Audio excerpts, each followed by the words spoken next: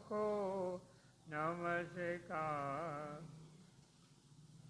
गाजे पंचम काल मा भव विषे भव्यात्मने तारवा मिथ्या मोह अंधकार हणिवा सन्मार्ग संस्थापवा वर्ते छे जयवंत अंत करवा संसारना फंदने वंदो मंगलेज शासनपति श्री त्रिशूलानंदने श्री वीरजिनंदने अज्ञानतिमिरान्धानां ज्ञानं जनशलाकया चक्षुरुन्मीलितं येन तस्मै श्रीगुरुवे नमः। हम सबकी आत्मा के मर्दी वीतराग प्रभु नरसिंहपुर मंडन प्रभुवीर के चरणों में कोटि वंदना। प्रकट प्रभावी चारों ही दादा गुरुदेव चरण में कोटि वंदना। परम पूज्य परोपकारी सतपथ प्रदर्शक गुरुदेव चरण महात्मा वंदना। समाधान मुनि भगवान भविष्यावक एवं शाविकाय।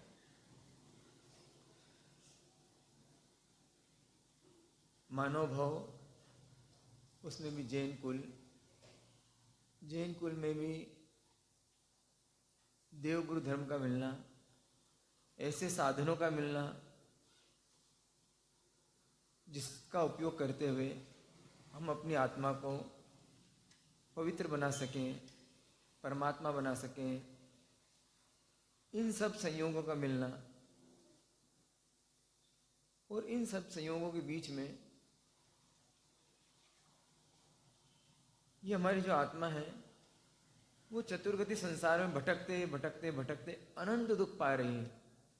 और एक इच्छा जागृत होती है किसी की कि क्या ऐसे ही सुख दुख चलता रहेगा, क्या ऐसे भी जन्म मरण चलता रहेगा, मैं कितना ही सुख प्राप्ति करने की इच्छा रखूं, कितना ही पुरुषार्थ करूं, लेकिन कुछ देर के लिए सुख आता है और उसके बाद में फिर दुख आ जाता है। ये सुख है वो लुभावना है, वो दिखता अच्छा है लेकिन अंदर में कंगाल कर देता है, दुखी कर देता है। कभी एक छोटी सी कथा पढ़ी थी, बड़ी सुंदर है वो और समझने जैसी भी है कि राम और श्याम नाम के दो भाई थे और उनका एक नौकर था। राम और श्याम, उस समय की बात है, पुराने समय की कहानी है। उस समय उन्होंने ऐसी एक स्कीम निकाली, जो भी बंदर पकड़ कर लाके देगा उनको वो 1 रुपया देंगे। जो भी बंदर पकड़ के लाके देगा उनको 1 रुपया देंगे वो। तो बहुत से लोगों ने 1 रुपये के चक्कर में बंदर पकड़ के लाके दिए और सबको 1-1 रुपया दे दिया। फिर लगा बंदर कम हो गए, लाना कठिन हो गया है, तो उन्होंने स्कीम चेंज कर दी। जो 2 रुपया दूंगा मैं, बंदर लाके देंगे उनको। कितने रुपए? 2 रुपये। तो 2 रुपये मान गए। धीरे से उनको और मिलना कठिन हो गए, तो उन्हें स्कीम चालू कर दी, 5 रुपये देंगे हम। तब भी कहीं कहीं पे कुछ थे, धीरे धीरे इसको बढ़ाते बढ़ाते जब बहुत मिलना रेयर हो गए, 500 रुपये देंगे एक बंदर पकड़ के ला। 500 रुपये। तब भी कहीं कहीं से लोग ढूंढ के लाते दूसरे प्रदेशों से, और 500 रुपये में। अब ऐसा हो गया 500 रुपये में कहीं पे मिलते नहीं। अब 500 रुपये लेके भी कोई बंदर नहीं ला सकता, क्योंकि सब सारे बंदर उन्होंने एक जगह पिंजरे में उसको सबको बंद कर दिया। और अपने नौकर को उन्होंने बोल दिया कि भाई तू इसकी रक्षा करना, हम देशाटन के लिए जा रहे हैं, थोड़े दिन के लिए घूमने के लिए जा रहे हैं। और अब कोई भी व्यक्ति बंदर ला के देगा, हम जब आएंगे उसके बाद, तो उसको हम 1000 रुपये देंगे। कितने देंगे? 1000 रुपया। अब 1000 रुपये देंगे हम, जो भी बंदर ला के देगा। और दोनों चले गए। अब उनका जो पार्टनर था, नौकर था, उस नौकर ने एक स्कीम निकाली। उन्होंने स्कीम निकाली कि जो भी व्यक्ति चाहे तो मुझसे मात्र 300 रुपये बंदर ले जा सकता है। कितने रुपए में? 300 रुपये में। अब बताओ उसके बंदर बचे होंगे कि बिक गए होंगे सारे? क्योंकि उनको मालूम है कि कितने बिकने वाला है, 1000 रुपये में। 1000 की स्कीम है ना, 500 की बंद होगी, 1000 रुपये। और जैसे ही आएंगे वो तो कितने बिक जाएंगे? 1000 में बिकेंगे। तो सारे जितने बंदर थे वो कितने में बिक गए? 300 रुपये में बेच दिया उसने। और वो जो थे नौकर भाई साहब, वो भी किसका था? उन्हीं का पार्टनर था, वो भी वहां से। अब बोले एक बंदर ही नहीं बचे तो किसकी रक्षा करूं? रक्षा करने के लिए रखा था बंदर को। तो भाई मैं भी आता हूँ, मेरे गुरुजी के साथ में जाता हूँ, दोनों राम और श्याम, वो भी गायब हो गया। अब फिर आए होंगे कि नहीं आएंगे वो वापस में? समझ रहे हो बात को? 1 रुपया खरीदा हुआ, 2 रुपया खरीदा हुआ, 5 रुपया खरीदा हुआ, 10 रुपया खरीदा हुआ बंदर कितने बेच दिया उनने? सबको 300 रुपये में सबको बेच दिए और चले गए। अब सब बंदर लेके बैठे हुए हैं, क्या सोच के? अब आएंगे और कितने में बेचेंगे इसको? 1000 में बेचेंगे। ये हमारा संसार ऐसा कैसे है? Same to same. पहले बड़ा लुभावना है, लॉटरी सिस्टम जाओ तो भी ऐसे ही, शुरू शुरू में बहुत लॉटरियां खुलती है आपकी। शेयर मार्केट में जाओ तो भी ऐसे ही, सोना चांदी खरीदो, M6 में जाओ तो भी ऐसे ही। जहां जाओगे शुरू में बड़ा मजा आता है, अरे कितना बड़ा, कितना मजा आया, इतना फटाफट काम हो रहा है। क्योंकि क्या है, आपके पास में पुण्य है। पुण्य को दाव पे लगाते जाते हो और पुण्य हो जाता है खत्म आपका। अब आप टुकुर टुकुर देखते हो, अब मिलेगा, ये ऐसी आशा है। बस आशाओं पे हमारा जीवन चल रहा है, पूरा जीवन अपनी आशाओं पे चलता है। हमारी आशा पूरी होगी, बस अब थोड़े दिन है, बस ऐसा होगा और ऐसा हो जाएगा। होता है क्या वैसा? होता नहीं है वैसा। परमात्मा कई उदाहरण देके, दृष्टांत देके समझाते हैं, भाई कुछ दम नहीं है। जो मजा है उसमें सजा ही मिलने वाली आखिर। अंत में तो तुम रोने वाले हो, पछताने वाले हो। जो संयोग संबंध बनाओगे, जिससे संबंध बनाओगे, वो दुखी देगा, धोखा ही देगा आपको। बना लो आप जितने संबंध बनाने, बड़ा मजा आएगा। कुछ भी कर डालो उसके लिए, उन संबंधों के लिए तुम मतलब अपने प्राणों की आहुति भी दे दो, तो तुम्हारा क्या होने वाला है? दुखी मिलने वाला है आखिरी में। ऐसे स्वार्थ के संबंध हैं दुनिया के सारे सारे। एक सिर्फ मात्र देव गुरु धर्म ऐसे हैं जो कि शरण भूत हैं, जिनकी शरण ले ली आपने तो आप तिर सकते हो, वो कभी धोखा नहीं देंगे। वो व्यक्ति उनको छोड़ के जो नाशवान है, जो स्वार्थी है, उनका शरण लेता है। अब कितनी विडंबना है बताओ, कितनी मूर्खता है बताओ। जानते हुए गड्ढे में कूदता है, पता है गड्ढा है, हाथ पैर टूट जाएंगे, लेकिन बड़ा सुहाना गड्ढा है, उसमें आसपास फूल लगे हुए हैं। अब उसमें क्या सोचता है कि इसमें कूदूंगा और मैं आनंदित हो जाऊंगा। कभी हो सकता है क्या? गड्ढे में कूद के हाथ पैर टूटना होता, फिर भी कूदता है। कौन? आप और मैं, रोज। इतनी सारी बातें सुनने के बावजूद भी तो बोलते चलो ठीक है, संसार में तो सुख नहीं है, लेकिन शरीर में तो सुख है ना। इस शरीर की ममता नहीं जाती उसको, इस शरीर के प्रति इतना तीव्र राग हो जाता नहीं है। तो भगवान ने 4 भावनाएं दी। एक एक भावना उन्होंने बोला, भाई इस संसार में भटकने के कारण जो है, उन्होंने स्पष्ट बताया कर्म है। जब तक तुम्हारी आत्मा में कर्म लगे हुए हैं, तब तक तुम इस संसार में भटकते रहोगे, कभी सुख कभी दुख, कभी सुख कभी दुख। अशुभ कर्म मानने हैं तो दुख मिलेगा, शुभ कर्म मानने तो सुख मिलेगा। और शुभ कर्म तो बहुत छोटे ही मानते, बहुत कम भी मानते, तो थोड़ा सा सुख मिलता है। जैसे बंदर बेचने वाले को मिला था, जो बंदर बेचने वाले को थोड़ा सुख मिला शुरू शुरू में, और फिर इसके बाद में जितने पैसे दिए नहीं, उससे कई हजार गुना उनके पास में उनका नुकसान हो गया। और फिर आखिरी में हम भी क्या होते हैं, यहाँ से सारा पुण्य समेट के और कहाँ दुर्गति में चले जाते हैं। तो बोले ये कर्मों से मुक्त हो जाओ। परमात्मा सोचते कैसे मुक्त हो, सोर्स क्या, ये कर्म आते क्यों हैं? बोले 4 संज्ञा है, आहार भय मैथुन परिग्रह, इनके कारण ही हमारे को ये कर्म बनते हैं। और हम भी देखें, बिल्कुल सच बात है। आप अपने जीवन में देखना, जितने भी कर्म मानते हो किसके लिए मानते हो? आहार के लिए, और प्रतिकूलता ना आ जाए मेरे जीवन में उसके लिए। मैथुन देखो आप खुद ही समझते हो, परिग्रह, ये सब किसके लिए? अब इससे क्या होगा? जो जो करते हो आप 4 संज्ञाओं की पूर्ति के लिए करते हैं अपन, और बस दिन में खाना खाना खाना खाना।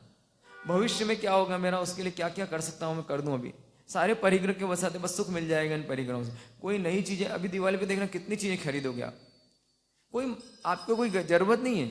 जो पिछली दिवाली को खरीदी वो आज अट्टा लाओगे आपके घर में, आप किसी काम का नहीं पड़ा हुआ डब्बा आपके घर में।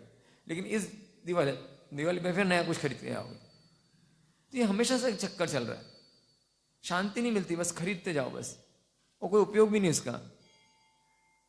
मैथुन संज्ञा, कोई सुख नहीं मिला, टेम्परेरी है, फिर भी मानता नहीं जीव, जानता है पाप है, कुछ क्षणों का सुख है, कितना मैं पाप कर लेता हूं इसमें, जानता भी है वो कितना पाप है, फिर भी उसका एडिक्शन हो गया। जैसे नशा होता है ना किसी चीज का, वैसे नशा हो गया। वो समझ नहीं पाता है। मैं दूसरों को तो समझाता हूँ, बच्चों को समझाता हूँ मैं, लेकिन मैं कितना बड़ा बच्चा हूं अपने आप को। अब बाकी चलो आहार की आवश्यकता हो सकती है आपके जीवन में, परिग्रह की हो सकती है, मैथुन की क्या आवश्यकता है हमारे जीवन में? सिर्फ एंटरटेनमेंट। लेकिन हम समझा नहीं पाते अपने आप को। और क्यों नहीं दीक्षा लेते बहुत से लोग? बस इसी एक संज्ञा कारण दीक्षा नहीं ले पाते बहुत से लोग। तो परमात्मा समझाया ये 4 संज्ञा जो है, तो परमात्मा से पूछते हैं 4 संज्ञा को कैसे तोड़ूं? तो उन्होंने चतुर्विध धर्म बताया, दान, शील, तप और भाव। दान के द्वारा सबसे बड़े पैसे का बहुत आसक्ति है, धन की बहुत आसक्ति है, धन पे बहुत मूर्छा है, तो इस धन की मूर्छा को तोड़ने के लिए दान धर्म बताया। हमने शुरू कर दिया क्या दान करना? जैसे मालूम पड़ा कि दान धर्म बताया था, तो हमने दान करना शुरू कर दिया क्या? सिर्फ ऐसा नहीं पैसे का ही दान करना, समय का दान करना भी दान है। आप मंदिर में गए और आपने काजा निकाला, ये भी दान हो गया, समय का दान हो गया। आपने जैसे मान लो सचिन भैया करते हैं, शाम को प्रतिकोण में आते हैं, सबको फोन लगाते हैं, एक एक व्यक्ति को, ये क्या हो गया? ये भी दान हो गया। ये बहुत बड़ा काम है। एक सामयिक करना, एक सामयिक की अनुमोदना करना, एक सामयिक के लिए किसी को प्रतिमंड के लिए बुलाना किसी को, ये भी बहुत बड़ा दान है। ये अपने समय का दान है, अपनी बुद्धि का दान है, अपनी वाणी का दान है, ये भी कर सकते हो आप। शील धर्म, शील धर्म किसने कम से कम सब सुन के लगा कि हाँ ये तो कर्म बंध का कारण है, तो कम से कम हमें ब्रह्मचर्य का पालन करना चाहिए। साधु साधु ता जिंदगी ब्रह्मचर्य का पालन करते हैं, तो उनको देख के कम से कम मैं एक लिमिटेशन से बनाऊं। तो किन किन ने शील धर्म को अपने अंगीकार कर लिया कि कम से कम नहीं रह सकता मैं, लेकिन जिंदगी भर नहीं, तो कम से कम कुछ समय के लिए कोई पाबंदी लगाई क्या? कम से कम परिस्थिति पे नजर नहीं डालूंगा, इतनी पाबंदी लगाई क्या? कम से कम ऐसे कोई वीडियोस नहीं देखूंगा, ऐसी कोई चीजें नहीं देखूंगा जिससे मेरी वासनाएं भड़के, ऐसा कुछ किया क्या? तो भी काम हो सकता था। चलो हमने इतना तो किया कि कम से कम हम इस तरह की अश्लील चीजें नहीं देखेंगे। फिर इसके बाद में तप धर्म, क्या हमने होटलों में जाना बंद किया, थोड़ा लिमिटेशन किया, खाना पीने पे हमने सोचा बस जो मिलेगा वही खा लेंगे, ऐसा किया कि हम बहुत आसक्ति नहीं करेंगे क्वालिटी की, क्वांटिटी की, वैरायटी की। ये वैरायटी चाहिए, 25 वैरायटी चाहिए इसी खाने में, अचार भी चाहिए, पापड़ भी चाहिए, चटनी भी चाहिए, ये सब हमने इतना सा भी लिमिटेशन कर दिया तो तप हो गया। तप का मतलब ऐसे ही नहीं होता कि आप उपवास ही कर लो, आप पूरा 100% ही भूखा रहो, उसका नाम तप नहीं है। जितना छोड़ा, अपने राग पर जितना कंट्रोल किया, उस सब का नाम क्या है? तप है। जितना भी राग पर कंट्रोल करते हैं उसका नाम क्या है? तप है। तो जब हमारी शरीर की ममता को तोड़ने के लिए ये तप धर्म है। इंद्रियों की अनुकूलता को तोड़ने के लिए जो धर्म बताया उसका नाम शील धर्म है। और संसार का राग, इतना गहरा राग, अनंत काल का राग है, उसको तोड़ने के लिए भाव धर्म है। और ये दान धर्म जो है वो तलेटी है, तो जो भाव धर्म है वो शिखर है। बिना तलेटी के शिखर आएगा क्या? नहीं आएगा। तो कहां से शुरुआत करें? दान धर्म। पैसे की आसक्ति टूटे, पैसा कम कमाऊंगा मैं, नहीं कमाऊंगा, बाउंडेशन आ जाए, एक बाउंड्री आ जाए, एक लिमिटेशन आ जाए कि बस इससे ज्यादा पैसा नहीं कमाना। पूरी जिंदगी का सोच लो कि मुझे पूरी जिंदगी कितना पैसा लगने वाला है, और उतनी एक लिमिटेशन बना लो। इतना पैसा जिस दिन मेरे पास हो जाएगा उस दिन से मैं पैसा कमाना बंद कर दूंगा। चाहे वो आप 50 करोड़ अपनी लिमिट बना लो, एक लिमिट में तो आ जाओ कि बस मैं इतनी पैसे के बाद में अब कमाना बंद कर दूंगा। इतना पैसा तो होना चाहिए मेरे परिवार के लिए, मेरे लिए। और वास्तव में कौन सा मेरा परिवार, सब अपने अपने पुण्य का खाते हैं। हमको लगता है कि हम करेंगे तो होगा उसका। जिनके माता पिता नहीं रहते, जिन बच्चों के, जो अनाथ बच्चे हैं, क्या वो कभी तरक्की नहीं करते? क्या बड़ी पोस्ट पे नहीं जाते हो? और अधिकतर बड़ी पोस्ट पे जिन लोगों को देखोगे आप, वो देखोगे उनके माता पिता ही नहीं है। जिस बच्चे के पिताजी नहीं है वो बच्चा ज्यादा होशियार, क्योंकि मैच्योर हो जाता जल्दी हो।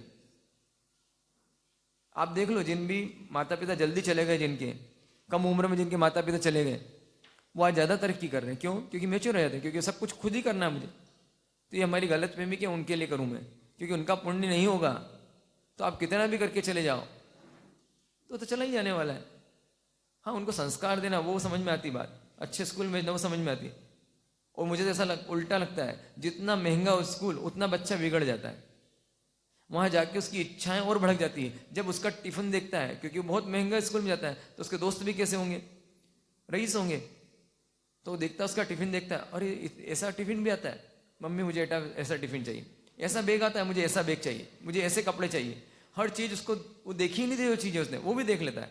वो थोड़ा बड़ा होता है तब देखता है उसके पापा ऐसी कार में आते हैं, तो पापा जिस कार में छोड़ने आते हैं, या कार नहीं तो शर्म आने लगती, पापा आप मत छोड़ा करो। यहाँ तक भी बच्चे बोल देते हैं, अपने मम्मी पापा को बोलते हैं मत छोड़ा करो। जब देखता है उसकी मम्मी फर्राटेदार इंग्लिश बोलती है, जीन्स टी शर्ट पहनती है, तो उसको अपनी मम्मी को इंट्रोड्यूस कराने में शर्म आती है। बहन जी है उसकी मम्मी, उसको लगता है कि ना इंग्लिश आती बोलना उसको, और कपड़े कैसे पहनती है, साड़ी पहनती है, तो अपने अपने दोस्तों को घर बुलाने में शर्मिंदा महसूस करता है। अपने माँ बाप के लिए शर्म आती है उसको कि इनको मैं इंट्रोड्यूस करूँ, ये मेरे माँ और बाप है। तो आपने अच्छा किया कि बुरा किया इतने महंगे स्कूल में। यहाँ की बात तो नहीं है, लेकिन दुनिया में तो ऐसा हो ही रहा है ना। आप देखें, ऐसा बताया गया है। मैं रायपुर में था, तो रायपुर में उन्होंने बोला कि वो एक वहाँ पे राजकुमार कॉलेज करके स्कूल है, जूनियर कॉलेज है।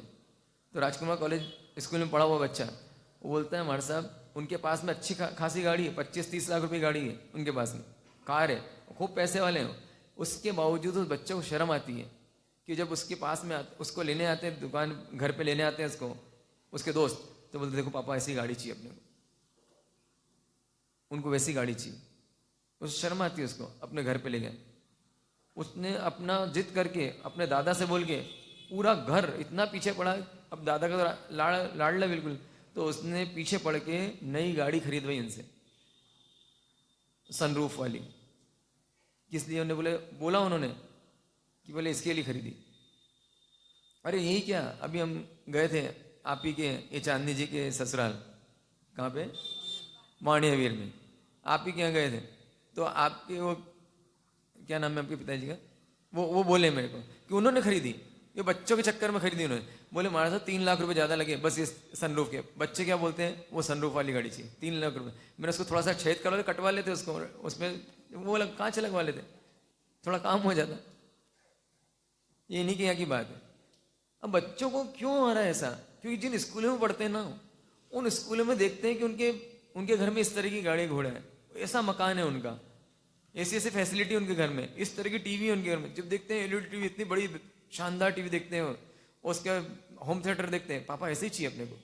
उसको सब अपनी चीजें अच्छी लगती है, यहाँ तक कि माँ बाप भी अच्छे नहीं लगते उसको। माँ बाप भी कैसा, वो तो कुदरती है, कैसे बदलेगा वो? उसका अगर मान लो कोई ऐसी फैसिलिटी मिल जाए तो माँ बाप भी बदल दे होते। तो हम अच्छा कर रहे हैं कि बुरा कर रहे हैं? कोई संस्कार नहीं दे पा रहे, बस उनको फैसिलिटी दे रहे हैं। जितनी फैसिलिटी दे रहे हैं उन फैसिलिटी से सुधरेगा कि बिगड़ेगा वो? खुद सोचते जाना आप। लेकिन हमको ये सब समझ में नहीं आती। कब समझ में आएगी ये? एकदम हमने पढ़ना लिखना सीख लिया, कमाना सीख लिया, लेकिन कोई ट्रेनिंग सेंटर तो होता नहीं बच्चों को कैसे पाला जाए। इसलिए बस उनको लाड़ प्यार में इतना बिगाड़ रहे हैं, इतने बदतमीज होते जा रहे हैं, वो इस तरह से बात करते हो। हम देखते हैं उनको, हमको आश्चर्य होता है कि ऐसा लगता है कि भाई हम अच्छा हुआ इस जन्म में, इस जमाने पैदा नहीं हुए।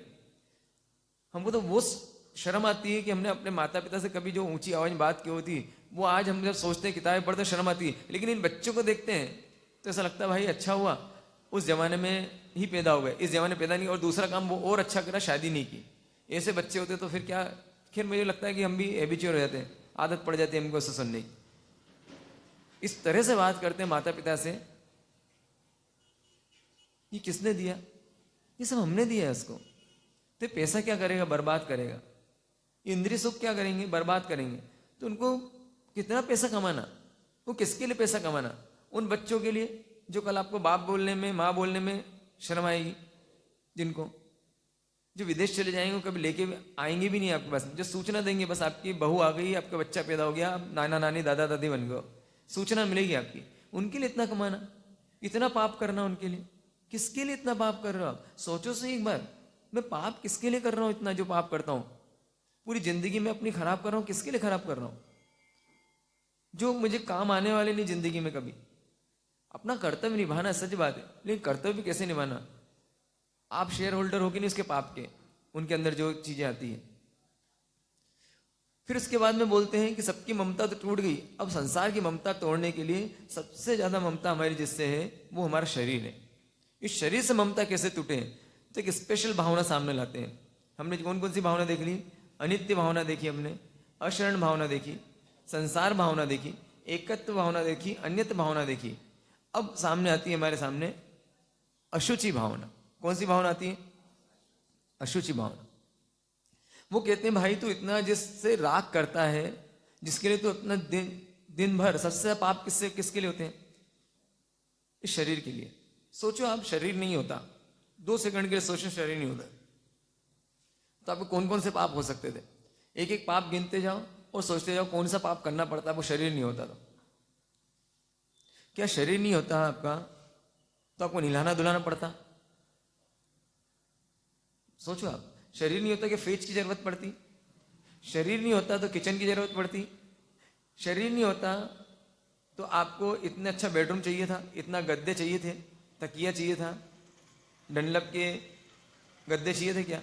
सोचो आप, अगर शरीर नहीं होता कि एसी की जरूरत पड़ती है आपको? शरीर नहीं होता तो आपको, आप संसार की एक एक चीजें देखते जाओ, क्या चीज लगती? पंखा लगता, टीवी लगती, क्या लगता आपको? स्त्री लगती, पुत्र लगते हैं, संतान लगती, क्या लगता आपको? सारे पाप की जड़ कौन है? ये शरीर है। सारे पाप की जड़ शरीर, इसी के लिए सब करते हैं, सब इसी के लिए करते हैं। इसको खिलाते हैं, इसको पिलाते हैं, इसको नहलाते हैं, इसको धुलाते हैं। इससे अत्यधिक राग है। इस राग को तोड़ने के लिए अशुचि भावना। सिर्फ इसको गौर से देखो कि इस कोई गटर है, उस गटर में ढक्कन लगा हुआ है, और जैसे ढक्कन हटाया, बड़ा सुनहरा था वो ढक्कन, सोने का ढक्कन है, वो उसके बड़े बड़े राग आता था। किसी ने खोल के देख लिया आपने? पीपा था मान लो, या फिर मैं कहूँ कि एक बहुत सुंदर से एक थैला बना हुआ है, उसमें बहुत सारी नक्काशी की हुई है थैले के ऊपर, कपड़े का थैला है मान लो, मखमल का थैला है, मुलायम एकदम, और उस पर इतना सुंदर कलर है इसका, उसके बाद में फूल पत्ती भी लगी हुई है इसमें, सोने के हीरे मोती लगे हुए इसके अंदर, सोने से जड़े हुआ है पूरा, इतना सुंदर है। आपको पता नहीं क्या अंदर, आपने जैसे उसकी खोली, उसके अंदर विष्ठा भरी हुई, लेटरिंग भरी हुई है इसके अंदर, भयंकर बदबू मारता है। फिर वापस सिल दिया आपने उसको। अब उसमें घर में रखना चाहोगे नहीं रखना चाहोगे आप? अंदर की हकीकत नहीं मालूम थी तब तक तो ठीक था, जैसे अंदर की हकीकत मालूम पड़ी कि इसमें तो क्या रखा हुआ है, विष्ठा विष्ठा लगी हुई है। जैसे ढक्कन हटाया आपने, जैसे इसको एक जरा से कहीं से फटा मान लो, किसी कारण से फट गया, और जैसे फटा उसमें से बाहर आया, क्या निकल के बाहर आया? विष्ठा निकल के बाहर आ गई। और आपने देखा उसको हाथ लगा के, क्या चीज है इसमें से? चंदन जैसा है। आपने सोचा कि चंदन निकल रहा है क्या इसमें से? इतना बढ़िया थैला है तो चंदन ही निकल रहा होगा। तो देखा उसको हाथ में लगा के आपने, और जैसे देखा एकदम भयंकर बदबू मार रहा है, वो आपको समझ में आ गया क्या चीज है? जानी पहचानी चीज है। तो क्या चीज है? विष्ठा है इसके अंदर। और थैले को वापस सिल दिया आपने। अब उसको थैले की पूजा करोगे कि फेंक दोगे उसको? सुंदर है बहुत वो। सच में बताओ, क्या हमारा शरीर नहीं है वो? ऊपर से 1 mm 2 mm की ऊपर से पन्नी लगी हुई है। इस पन्नी के नीचे क्या है? कितना राग करते हैं। कोई सुंदर स्त्री देखी, एकदम राग है, आंखें टिक जाती है उस पर। अब तो नहीं टिकती क्योंकि अब तो मोबाइल पे टिकी रहती है। अब लोग तो बहुत शरीफ हो गए। बच्चे आके बोलते हैं ऐसा कि हमारे सब वो जमाना अलग था जब छेड़ाछाड़ी होती थी, छेड़खानियाँ होती थी, अब इतनी ज़्यादा नहीं होती, किसी को से लेना देना नहीं है। जो कोटा में पढ़ते हैं वो बोलते हैं हमारे साथ एकदम, हम सड़क पे जाते कोई किसी को देखता नहीं। मतलब शरीफ हो गए लोग शरीफ हो गए। वो सारी इच्छाएं कहाँ पूरी कर लेते हैं? मोबाइल पे। अब तो जो देखता है, वो जिसके बारे में सोच रहा है, वो है क्या चीज? सुंदर से सुंदर स्त्री है, उसमें है क्या चीज? उसकी 2 mm की चमड़ी हटा दो, किसी की भी अपनी हटा दो, और देखो सी क्या है 2 mm की चमड़ी के नीचे। देखना भी पसंद नहीं करो आप, ऐसा है, इतना घिनौना है ये। हमारी आंखों में एक्सरे आ जाए, किसी को भी देखें, इस दृश्य देखें, जब कांच में आप संवर रहे हो, अपने बालों को सुधार रहे हो, आप जब अपने चेहरे पे अच्छा बड़े क्रीम लगा रहे हो, पाउडर लगा रहे हो, नहाने के लिए गए वहां पे कौन सा चाहिए आपको साबुन, कितना महंगा साबुन चाहिए, कितने रुपए का साबुन आता है, 100 रुपए का, 200 रुपए का। पहले ओकी और लाइफ बाय 2 आते थे बस, है ना। हाँ अब तो, अरे पियर्स तो बहुत आपके जमाने की बात है, बहुत दुनिया आगे चल गई। पियर्स तो मतलब ऐसा लगता है पियर्स लगाया किसी ने, ओहो बहुत रईस आदमी। तो ये इतने महंगे महंगे साबुन किस चीज के लिए, किस चीज के लिए? इसको आप शुद्ध कर दोगे इसलिए। जैसे इस आपने अच्छे से नहाए धोए और नहाने धोने के बाद बाहर निकले, वो कभी कभी ऐसा होता पूरे पसीने में वापस तरबतर हो जाते हो आप, बिल्कुल पूरे तरबतर हो जाते पूरे पसीने में। अब क्या करोगे बताओ? कैसा गजब की बात है, कितना ही महंगा से महंगा साबुन बना लो, इसकी अशुचिता को दूर नहीं कर सकते आप एक क्षण में। हाँ हाँ, लेकिन कितने आसक्त हैं इसके अंदर, अपने शरीर के लिए भी और दूसरे के शरीर के लिए भी। किसी का गोरा रंग देखते हैं, एकदम मन में एकदम क्या आता है, काश मेरे को भी ऐसा सुंदर शरीर मिला होता। हाँ मिल जाता है, मिला तो है, शरीर मिला, सुंदर नहीं मिला है ना। बस सुंदरता कैसी होती है, शरीर की सुंदरता, सिर्फ गोरी चमड़ी मिल गई तो सुंदरता मानते हैं, सिर्फ तीखे नाक नक्श मिल गए तो सुंदर का ना मानते हैं। इसके नीचे तो देखो, इन नाक के नीचे क्या है, पुरुषों के अंदर 9 छिद्र हैं और स्त्रियों में 12 छिद्र होते हैं। उनसे सतत सतत क्या बह रहा है, गंदगी गंदगी गंदगी। गंदगी निकालने के लिए 12 छेद दिए और गंदगी निकालने के 9 छिद्र हैं पूरे शरीर में। इन 9 छिद्रों से, इन 12 छिद्रों से क्या बहता रहता है हमेशा, गंदगी गंदगी और गंदगी। उस गंदगी में कितने आसक्त हो गए अपन, समझ में नहीं आ रहा है। नाक में से क्या निकल रहा है देखो सही, खुद सर्दी होती तब भी कितना मोह का, क्या गजब का, मतलब ये किसका है, सारा खेल किसका, किसकी माया किसकी है। नाक छींकते हैं अपन, क्या निकलता है उसमें से, गंदगी। कभी कान में ऐसे निकालते हो, क्या निकलता है, डॉक्टर के पास जाते हो इतना सारा निकाल के देता मेरे, अरे क्या गंदगी भरी हुई, बदबूदार। उसको सूंघ लो तो उल्टी हो जाए आपको, आप ही भी है और आप ही को उल्टी हो जाए। आंखों में से क्या निकलता रहता है देखो से आप, इतनी गंदगी। तो सिर्फ आप ही के पास है, सामने वाले के पास भी है, जिसके लिए आप आसक्त हो, जिस स्त्री के लिए, जिस पुरुष के लिए, उसमें भी ऐसा है या नहीं है, उसमें भी वैसे ही है। लेकिन कितना मोह का, क्या गजब का मोह है, कितना राग, कितनी आसक्ति, क्या बादल छाया हुआ अंदर, कि सब कुछ जानते हुए भी, ये सुनने के बावजूद भी। और पूरे शरीर में कितने छिद्र हैं, हर छिद्र से क्या निकलता है, अमृत। क्या निकलता है, पसीना। अच्छा के बुरा, सुगंधित के दुर्गंधित। और देखो इस माया को देखो कितनी है, जो आपको प्रिय लगता है ना, जैसे आपको अपना शरीर प्रिय लगता है, आपका पसीना कभी आपको बदबूदार नहीं लगेगा, आपकी विष्ठा कभी आपको बदबूदार नहीं लगेगी, खुद की विष्ठा कभी बदबूदार नहीं लगती। ये देखो ये क्या चीज है, बताओ तो सही आप। अपनी विष्ठा अपने को बदबूदार नहीं लगेगी, अपना पसीना अपने को बदबू, दूसरे को लगता है। कभी कोई हमारे पास से भी गुजरता है, उसको इतनी बदबू मारता है उसका शरीर, आपको लगता है कितना बदबू मार रहा है, उसको अपना शरीर बदबू मारेगा और हमारा शरीर उसको बदबू मारेगा। हम अगर ऐसे करते हैं हमारे मुंह के सामने, तो हमको अंदर की बदबू, मुंह की बदबू नहीं आती है, लेकिन दूसरा बोलता है तुम्हारा बदबू कितना मुंह मान रहा है, तुम्हारा बदबू, ब्रश नहीं करते हो क्या। और कभी कभी तो किसी का बहुत ज्यादा बदबू मारता है, उसको गिफ्ट में क्या मिलते हैं, ब्रश और पेस्ट ही मिलते हैं। क्यों मिलते हैं ब्रश पेस्ट, ये थोड़ा मुंह साफ कर लिया करो, ब्रश कर लिया करो, बदबू मारते हो। क्लोजअप की स्माइल, और फिर उसमें दिखाता है क्या निकलता है, जैसे मुंह में से खुशबू निकलती है तो लड़कियां पास आ गई। किसी पगलापन देखो, और वही खरीदते हैं अपन, क्योंकि अपने तो क्या लाना है, बस ऐसी खुशबू निकलेगी कि खुशबूदार लड़की आपके पास आ जाएगी।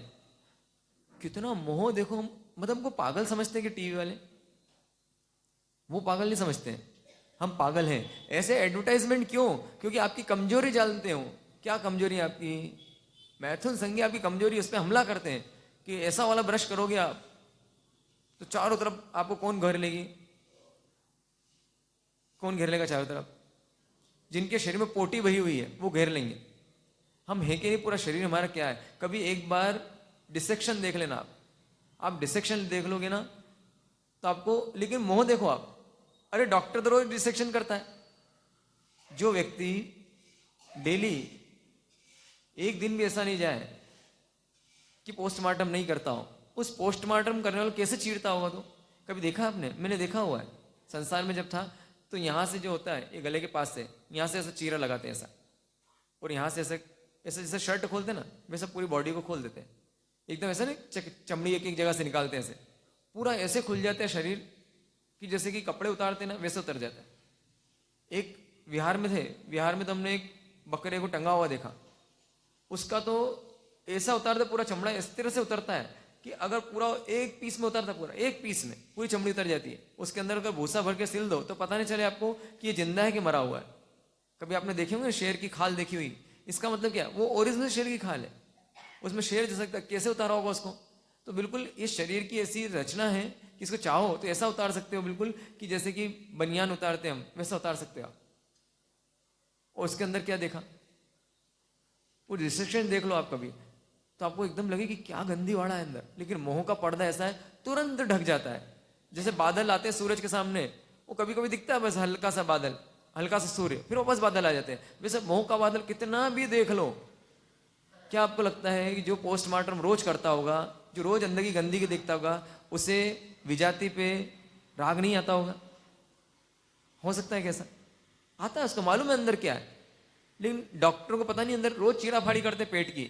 आप खुद में भी देखा है, देखा ही नहीं देखा आपने? अगर आपका इंडोस्कोपी कराओ, आप इंडोस्कोपी कराओगे पेट में, तो आजकल तो वो सीडी बना के भी देते हैं इंडोस्कोपी, अंदर क्या दिखता है हमारे, लार ही लार, गंदगी गंदगी, लाल लाल लाल लाल सब दिखता है आपको, मांस ही मांस दिखता है। ये किसकी कहानी है? हमारी कहानी, सबके अंदर है। कभी 200-500-1000 रुपए लगा के एंडोस्कोपी कराना और देखना मजे में उसको कि क्या दिखेगा अंदर आपको। सब कुछ मालूम है हमको, फिर भी कितनी घोर आसक्ति है इस शरीर से, वो इसके लिए कितना पाप करते हैं, इसको सजाने संवारने में कितना पाप करते हैं। लिपस्टिक लगाते हैं, पाउडर लगाते हैं, मेकअप का जितना सामान है, ऑर्गेनिक ढूंढते हैं। क्यों ऑर्गेनिक ढूंढते? चाहिए तो सही, चलो मांस नहीं चाहिए हमको, खून नहीं चाहिए हमको। पहले कभी सुना था कि खून रहता ही है इन सब में, चर्बी रहती है, वो सब होगा तो होगा। कितनी बहनें पचकान ले सकती है इसका? ले ही नहीं सकती। दे भी दूंगा तो बाद में दुखी, अभी तो ले भी भावुक होकर ले भी लेंगी, आगे जाके दुखी होंगे। अरे सब बोले कैसे, बालों में इतना कलर क्यों लगाते हैं, क्या हो जाएगा उससे, सफेद है तो क्या फर्क पड़ता है। अमृत भैया सच बताना, आपके बाल सारे सफेद है, आपको इज्जत कम मिलती है क्या? हाँ, काले कर लोगे कल से तो ज्यादा इज्जत मिलेगी। हाँ, आपका आपके लिए प्रपोजल्स आने लग जाएंगे क्या? हाँ, अब समझ में नहीं आता है क्यों काले करते हैं हम। साधु संत कौन से अच्छे लगते हैं आपको, सफेद बाल वाले काले बाल वाले? आप खुद सोच के देखो। अगर मान लो कोई उपास्य में गए कि महाराज साहब है, एकदम सफेद बाल वाले महाराज साहब है और एक काले बाल वाले महाराज साहब है, आप पहले किसके पास जाओगे? सफेद बाल वालों के। हाँ, आप देखा हमने कि कौन पसंद आता है? वो तीनों ही पसंद नहीं है आपको। हाँ, खिचड़ी वाले भी हैं, सफेद वाले भी हैं और काले वाले भी हैं। बिना बाल वाले की इंतजार है हमको। नहीं समझ में आते हैं। जो अच्छा बोले, प्यार से बोले, जी जी करे आपके सामने, आओ साहब, बैठो साहब, खाना खाया साहब, वो अच्छे लगते हैं। नरम दिल एकदम, जो शांत है, सहजानंदी है, जिनकी वाणी में मधुरता है, उनका संदेश दिल में उतरता है। हमारे ईगो कोई हर्ट कर दे तो हमको पसंद नहीं आते। वो यहाँ पे जब तक बैठे हैं तब तक ठीक है, यहाँ पे बैठे बैठे आपको थोड़ा बहुत समझ सकते हो आप। जैसे नीचे उतर के अगर पर्सनली किसी को कुछ बोल दिया हमने तो आना बंद हो जाता है, वो निंदा करना शुरू कर देता है। तो इसलिए अपन ने क्या किया, हम गुरु महाराज ने बोला भाई अपने पर्सनली कभी किसी को नहीं बोलना। पर्सनली बोलोगे, जो बोलना है आपको, अगर मान लो सुधार करना है कोई, बस एक उनने मंत्र दिया, अरे सुधारक जगत के मत कर चिंता यार, तेरा मन जगत है, पहले इसी से अपने सुधारने का प्रयास है। जो लोग उस समय थे विहार के लिए, जिस दिन विहार हो रहा था हमारे सामने एक लाइन भी नहीं बोली, इसलिए कि अच्छा संघ का उद्धार करना, संघ का भला करना, संघ को धर्म जोड़ना, एक भी नहीं किया। इस सब तो कितने नंबर हैं? इस सब के 1 नंबर है, और 99 नंबर किसका है? तुम सुधरे हुए रह जाना, तुम बिगड़ के मत आना। ये मान पान मिलेगा तुमको, सम्मान मिलेगा तुमको, ये सम्मान सब चरणों में अर्पित कर देना, किनके? गौतम स्वामी के। कि मेरा नहीं है, इस वेश के लिए, ये तुमने पहना हुआ है, इस वेश को सम्मान है, इस वेश को उतार दो 1 कौड़ी की तुम्हारी इज्जत है, इसलिए सम्मान मिले उसको तुरंत किसको समर्पित करते हैं ना। गलती से मत समझ लेना कि तुम्हारा सम्मान है, तो डूब जाओगे। ये सम्मान किसका है? ये गौतम स्वामी का सम्मान है, क्योंकि तुमने किसके कपड़े पहन लिए? गौतम स्वामी के। किसी ने पुलिस वाले के कपड़े पहन लिए, आप उसको सर सर करके बात करते हो। कि एक भैया हैं, वो सब्जी लेने जाते थे, आप ही की उम्र के होंगे, दादाजी थे, वो दुकान पे आते थे, तो बोले कि नाम का भी कितना कमाल होता है। बोले मैंने क्यों? क्योंकि उनका नाम था, उनका सुरेश जी, और सरनेम क्या दुबे लगाते थे, तो आगे कुछ नाम था, तो एसपी दुबे, उनको शॉर्ट में एसपी दुबे बोलते थे। तो एसपी दुबे, तो जो भी एसपी दुबे सुनता तो बोलते हैं सुप्रिटेंडेंट ऑफ पुलिस होंगे एसपी दुबे, तो उनको एकदम इज्जत मिलने लगती। किस चीज से मिल रही है इनको इज्जत? नाम से। वो कपड़े पहन के आ जाए तो किससे मिलती है? कपड़ों से। तो हमारा नाम और कपड़े अंदर गुण है या नहीं है? आपको सम्मान किससे मिलता है? आपके नाम से और आपके कपड़ों से। इसलिए ये मत समझ लेना तुम्हारा सम्मान है। सम्मान किसका है? तो ये समझा के भेजा उन्होंने कि तुम दुनिया की मत चिंता करना। पूरा जीवन हम पर के लिए जी रहे हैं, पर के लिए। पर मतलब जो आप नहीं है, अन्यत्र। उस आत्मा की तो खबर ही नहीं हमको, उसकी तो कुछ सोच ही नहीं रहे। या तो परिजन के लिए जी रहे हैं, और परिजन भी बहाना है, वास्तव में अपने शरीर के लिए। इसको शरीर को सुखशीलता चाहिए, तो बोलते हैं भाई शरीर कैसा, तो देख तो ले एक बार अंदर झांक के, हे कैसा है शरीर। अंदर मांस और लोंदे पड़े हुए हैं, किसके? ढेर सारे नसे ही नसे हैं, हड्डियां हैं, और कुछ भी नहीं है। वो हड्डी जो पांव से छू जाए मंदिर जाते समय, तो शायद आप मंदिर न जाओ, वापस घर जाके नहाओ। वो हड्डियों का ढांचा है। एक बार इसको पूरा डिसेक्शन करो भावों से, आंख बंद कर लो, आंख बंद करके शरीर की चमड़ी को टांग दो एक साइड, फिर सारा मांस को हटका के निकाल दो, फिर एक एक ऑर्गन को सजा दो सारे, ये लीवर, ये फेफड़ा, ये किडनी, सबको एक साइड रख दो, सबको एक साइड रख दो। फिर जितनी नसें उनको लपेटो, एक लपेट के उसका गड्ढा बना के रख दो भावों में सिर्फ, कि भैया मेरी नसें, इसको वापस डालना है अभी, लेकिन साथ में रख दो। और उसके बाद में हड्डियां बची, उसको एक एक करके सब निकाल के रख दो। अब देखो उसको, ये शरीर है भाई, इसकी मैं आसक्ति करता हूं, इसके लिए मैं जीता मरता हूं, और इसकी चलो ठीक है, इसकी तो आसक्ति है, और जहां जहां ये जो है ये घूमता है, जिसको भी देखता हूं, सुंदर शरीर देख लिया मैंने, किसी की टांगे देखी तो आसक्त हो गया, किसी का चेहरा देखा तो आसक्त हो गया। क्या देखता हूं मैं? सोचो सही में, कैसा पागल हूं मैं? तो ये पगलापना। लेकिन एक बात है, यहां सुनने से कुछ नहीं होने वाला है। आज सुन लोगे, आपको लगे बात सही है, जब तक भावित नहीं करोगे मन को, तब तक काम नहीं होगा। कल ही अतुल भैया मुझसे पूछ रहे थे विहार में, मतलब इनके तरह गोष्ठी जा रहे थे, कि महाराज साहब सुनते फर्क क्यों नहीं आता? इन्होंने बोला कुछ, तो बोले कि आपके गुरु महाराज मैंने देखा वहां पे, कि हम गए वहां पर एक बहुत बड़े महल में, आलीशान महल में गए रुकने के लिए, उनकी दृष्टि भी कहीं नहीं गई पूरी जगह में। वो जहां बैठे, उनने उठ अपनी आंखें उठाकर भी नहीं देखा कि यहाँ पे क्या क्या चीज है। तो मैंने उनकी प्रैक्टिस है, मैंने उनको एक दोहा बताया है, रचकण के रिद्धि वैमानिक देव की, सर्वे मान्य पुद्गल एक स्वभाव दो। बोले महाराज साहब जानते तो सब, हम भी जानते हैं बात तो। बस मैंने उनसे ये बोला उस समय, क्या बोला मैंने, कि उन्हें क्या कर दिया, भावित कर लिया अपने आप को। सर्वे मान्य पुद्गल एक स्वभाव, जितने भी पुद्गल हैं, ये सब पुद्गल की रचना तो है, क्या देखना इसमें, लाल हरी पीली नीली, रस रूप गंध स्पर्श, इसमें क्या देखना। तो ये हमको भी पता है, लेकिन हम क्या चारों तरफ निगाह दौड़ाते हैं, इसलिए दौड़ाते हैं कि हमने सिर्फ सुना है, हमने उसकी प्रैक्टिस नहीं की, यहां से जाने के बाद प्रैक्टिस नहीं की।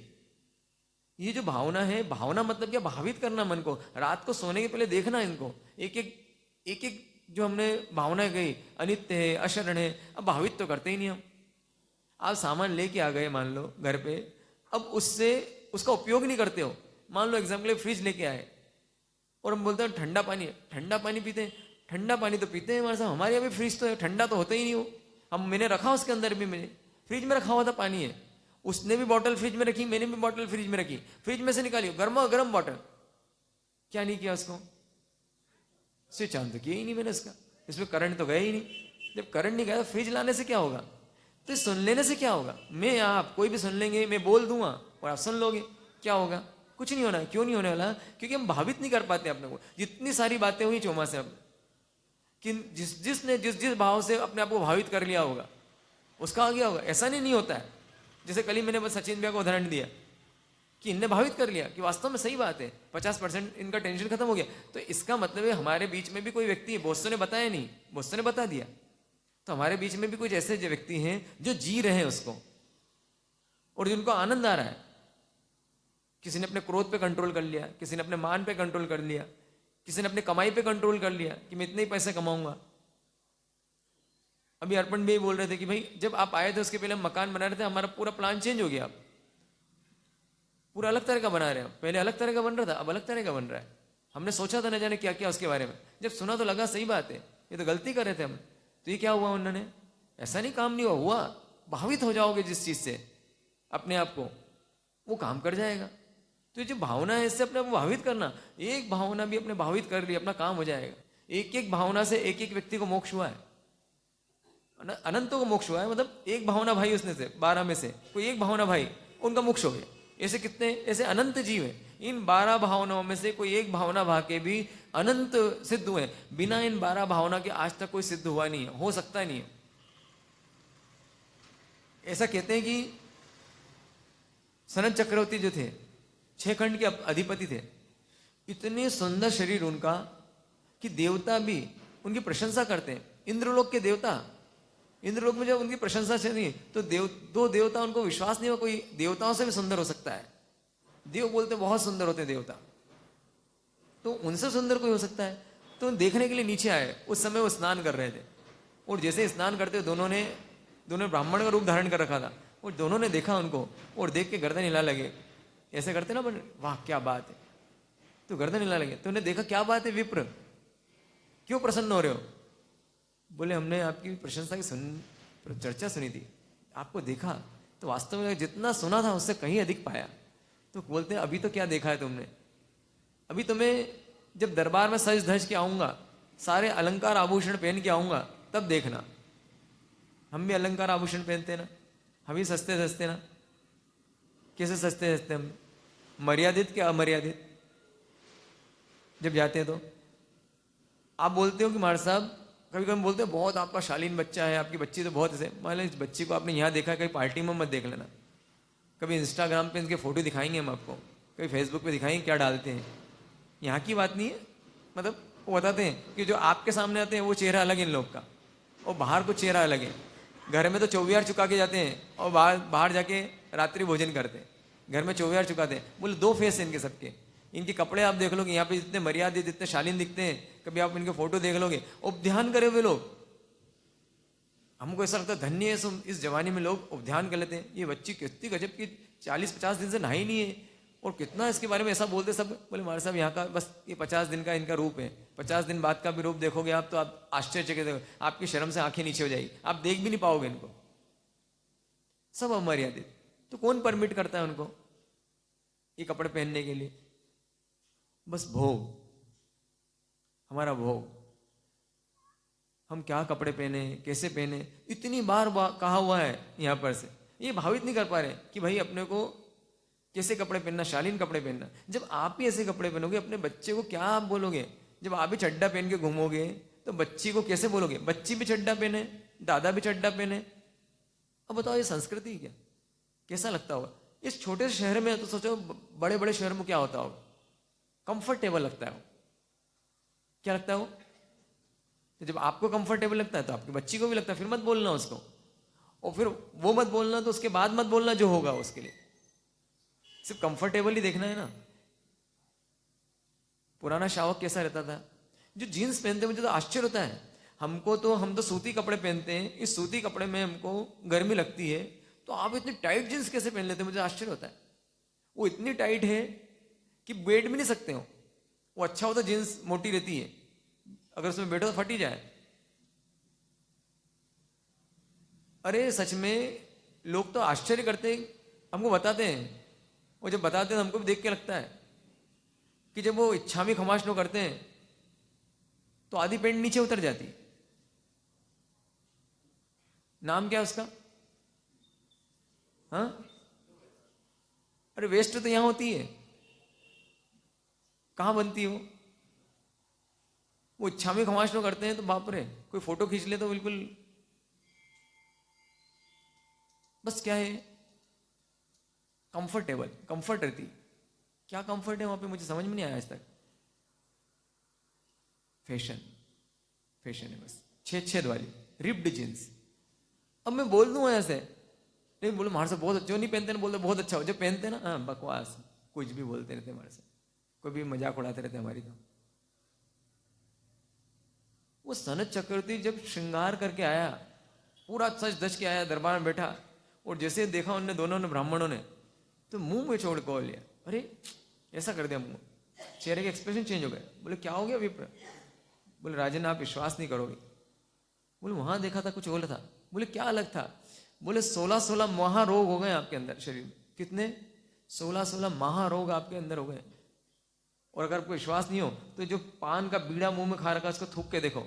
उन्हें पीक दानी मंगवाई और थूका, वहां पर किलबिला रहे, कीड़े किलबिला रहे। बोले अभी तो इस शरीर के अंदर आए, अभी बाहर भी आने वाले हैं, पूरा शरीर आपका रोगग्रस्त होने वाला है। वैराग्य आ गया उनको, ये शरीर कैसा, अशुचि भावना भाली उनने, फल गई उनको अशुचि भावना, और दीक्षा ले ली उन्होंने।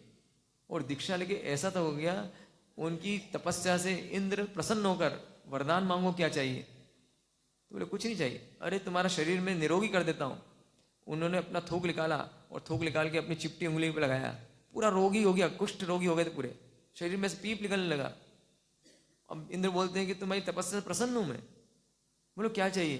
बोले कुछ नहीं चाहिए। क्या चाहिए? तुम्हारे लिए नहीं की थी मैंने, मैं आत्म कल्याण के लिए कर रहा हूं, जाओ तुम मेरा क्या करोगे? तुम खुद अनाथ हो, तुम अपना तो देख लो। ऐसा बोल सकता कोई देवी देवता को? इंद्र से बोलता तुम अपना तो देखो। बोले तुम भी अनाथ हो। उन्होंने बोला कि तुम इसकी बात, घमंड की बात नहीं थी, उन्हें बताया, उन्हें अपना थूक लगाया, एक चिपटी उंगली पे लगाया, वो ऐसी चमकने लगी, सोने जैसे चमकने लग गई। देवा भी नमम संति जस्य दम्मे सयामणो, जो धर्म के लिए जीता है उसको देवता भी नमन करते हैं, मस्तक झुका के चले गए। ये किसकी बात है? इसका मतलब ऐसा बोल रहा हूं शरीर को कुछ खिलाना नहीं, पिलाना नहीं, इसका ध्यान नहीं रखना। ध्यान रखना है इसका शरीर का, ऐसा नहीं करो शरीर जो मिला है, संपत्ति मिली है, शरीर मिला है, पहले बात हो चुकी है अपनी, इन सबका ध्यान रखना है अपनों। शरीर का भी ध्यान रखना है, संपत्ति का भी ध्यान रखना है, पत्नी का भी ध्यान रखना है, बच्चों को भी ध्यान रखना है, परिवार का भी ध्यान रखना है, सबका ध्यान रखना है। लेकिन कैसे ध्यान रखना है इसका? विवेक से। विवेक किसे कहते हैं? एक उदाहरण आता है शास्त्रों में, इतना प्यारा प्यारा तरीके से समझाया गया है, अगर कोई समझदार व्यक्ति हो ना तो उसको एक लाइन में समझ में आ जाए। उदाहरण देके, कथाएं दे दे के समझाया गया है। सेठ की कथा आती है, एक सेठ था, बहुत धनवान सेठ था, बहुत धनवान सेठ था। वो उसके बच्चे से बहुत प्यार करता था। उसको बच्चे को किडनैप कर लिया गया, किसी ने, चोर ने किडनैप कर लिया, उसको सारे वस्त्र आभूषण उतार लिए, उसे डिमांड करी पैसों की, और पैसों की डिमांड करी तो पैसे लेके जा रहा है सेठ, लाखों मुद्राएं मांगी, वो लाखों मुद्राएं लेके गया, और राजा को पता चल गया कि इसके साथ ऐसा हुआ है। उन्होंने अपने सैनिक भी पीछे भेज दिए, और जैसे उस चोर को पता चला कि सैनिक भी आ रहे हैं और अब तो पकड़ा जाऊंगा, उसने मार डाला। किसको मार डाला? उस बच्चे को मार दिया। और मारा तो सैनिकों ने पकड़ लिया उसको, क्योंकि साथ में थे। बहुत विलाप किया उसने, राजा को भी बुरा भला किया, भाई तुमको बीच में आने की जरूरत क्या थी? लेकिन बच्चा तो चला गया, उसको जेल में डाल दिया गया। कुछ सालों बाद ऐसा हुआ कि सेठ ने कोई 2 नंबर काम किया, वो सेठ को भी सजा हो गई, किसी दूसरे को मरवा दिया उसने, सेठ ने। कुछ पैसे लेन देन होगा, इसका कुछ हिसाब होगा पैसे लेन देन का, तो क्या देते हैं उसको? सुपारी देते हैं, समझते हो ना सुपारी? तो सुपारी दे दी, उसके पैसे वसूलना है, वो पैसे नहीं दिए उसने, तो उसको मरवा दिया उसने पैसे में। वो पैसे वसूल लिए सारे, उसके पैसे मार के उसको। और कहीं पोल खुल गई और सामने केस आया राजा के, उसको भी सजा मिल गई। वो सजा मिली तो कौन से, कहाँ है वो? उसी जेल में जिसमें वो चोर है। अब चोर को देखता है, भयंकर गुस्सा आता है, लेकिन कोई क्या कर सकता है? वो बोलता तू ही तो है वो जिसने मेरे पुत्र को मारा था। वो बोलता है कि अब मैं क्या करता, मैं तो चोरी मेरा काम है। नफरत है भयंकर, और एप्लीकेशन दे रखी राजा को कि भाई मुझे दूसरी कोठी में डालो, इसमें नहीं डालना। दोनों की हथकड़ियां बंधी, हाथ भी पाँव भी। वो खाना कहाँ से आता है सेठ का? घर से आता है। 56 पकवान आ रहे हैं टिफिन में, वो खाना खा रहा है। वो चोर बोलता है मुझे भी खिलाओ। अब चोर को खिलाएगा क्या? किसी हालत में नहीं खिला सकता चोर को। तो अरे तू मेरे पुत्र का हत्यारा, तेरे को खिलाऊंगा मैं, अगर मेरा बस चले तो मार डालूं तुझे तो मैं। तो खाना खाया उसने, और खाना खाने का दीर्घ शंका लगी, 2 नंबर जाना है उसको। अब जाना अकेला जा सकता है क्यों? अकेला जा नहीं सकता है। तो उससे रिक्वेस्ट करता, चल भाई तू। बोले तूने मुझे खाना दिया कि था क्या? मैं भी नहीं जाता। हाथ पैर जोड़ता उसके, भाई चल चल चल। बोले चलूंगा, एक शर्त है कि तुम मुझे कल 56 पकवान आएंगे तो उसमें से मुझे भी खाना दोगे तो चलता हूँ। अब बताओ कैसे खाना देगा उसको? दुश्मन है वो। बोले अब क्या करना, मरता क्या ना करता, चल भाई चलते, दूंगा तो कल। अब दूसरे दिन अब गया उसके साथ में, वो नहीं जाए तो काम नहीं हो सकता उसका। अब दूसरे दिन 56 पकवान आए, अब खाना तो देना पड़ेगा उसको। तो खुश खुश होके देगा कि दुखी होके देगा? क्या देगा उसमें से उसको? इसका नाम विवेक है। ये शरीर मतलब वो हत्यारा, इस आत्मा की हत्या करने वाला कौन? हमको अनंत काल से कुछ मिला नहीं मिला हो, हर जन्म में एक चीज तो मिली है, इसलिए इसकी आसक्ति ज्यादा है। जब पेड़ बने थे तब भी शरीर मिला, जब बेंद्री मिले तभी, कभी ऐसा नहीं हुआ कि शरीर नहीं मिला हमको, कभी ऐसा नहीं हुआ। तो शरीर हमेशा से मिला। तो सबसे ज्यादा आसक्ति किसकी है? ये परिवार हो सकता है इस जन्म में मिला है, संपत्ति इस जन्म में, मान सम्मान इस जन्म में मिला, बाकी सब इस जन्म में मिला हो सकता है, लेकिन शरीर तो कभी ऐसा नहीं हुआ कि कभी नहीं मिला। और इसी के लिए पाप की है। तो ये हत्यारा है, इस आत्मा की हत्या करता है, इस आत्मा को दुर्गति में लेके जाता है। तो उसको कैसे खाना देना? क्या लगता है हत्यारा लगता है हमको? पुत्र का हत्यारा जैसे लगता है क्या? जिसको खिलाते पिलाते कितना सजाते सब। अब मान लो वो जो सेठ है वो उस चोर को सजाए संवारे, उसकी भला सोचे, उसको भला सोचना ही सोचना, बस से काम लेना है मेरे को। ऐसे भाव जागते हैं कि शरीर काम लेने की चीज है। वो काम तो उसको लेते ही नहीं। इसके तो कौन बन गए हम? गुलाम बन गए। किसके? किसके गुलाम बन गए? इस शरीर के। तो गुलामी कब तक करनी है? ये विवेक इसी जन्म में आया है बस, अब आने वाला नहीं विवेक। ये विवेक चला जाना है। देवगुरु धर्म इसी जन्म में प्राप्त हुए हम। अब उनकी बात नहीं मानी। माता पिता कब तक बोलते हैं? जब तक बच्चा सुनता है। वो नहीं सुनता है तो बोलना छोड़ देते हैं। तो कर्म की भी ऐसी व्यवस्था है। कर्म की व्यवस्था, जिसका बहुमान करोगे वो मिलता रहेगा, जिसका अपमान करोगे वो मिलना बंद हो जाएगा। अपमान मतलब क्या? उसकी नहीं सुनना, उसकी बात नहीं मानना। देवगुरु धर्म मिले हैं, देवगुरु धर्म मिले, इसका उपयोग नहीं किया। अब आपको क्या लगता है आने वाले जन्म में मिलेंगे क्या? हाँ, नहीं मिलने वाले। अब जब नहीं मिले तो कौन समझाएगा हमको? जब समझाएगा नहीं कोई, हमको समझाने वाला नहीं मिलेगा, तो हमें सदगति होनी कि दुर्गति होनी? इस समझ को अपना लो। इतना सा काम करना, रात को मन को भावित करना है, एकदम इतना भावित करना है मन को। एक एक उदाहरण को याद कर लो। आप उदाहरण याद कर लोगे सब समझ में आ जाएगा। याद नहीं आती, पूरा प्रवचन याद नहीं रहता, लेकिन उदाहरण तो याद रहते ना।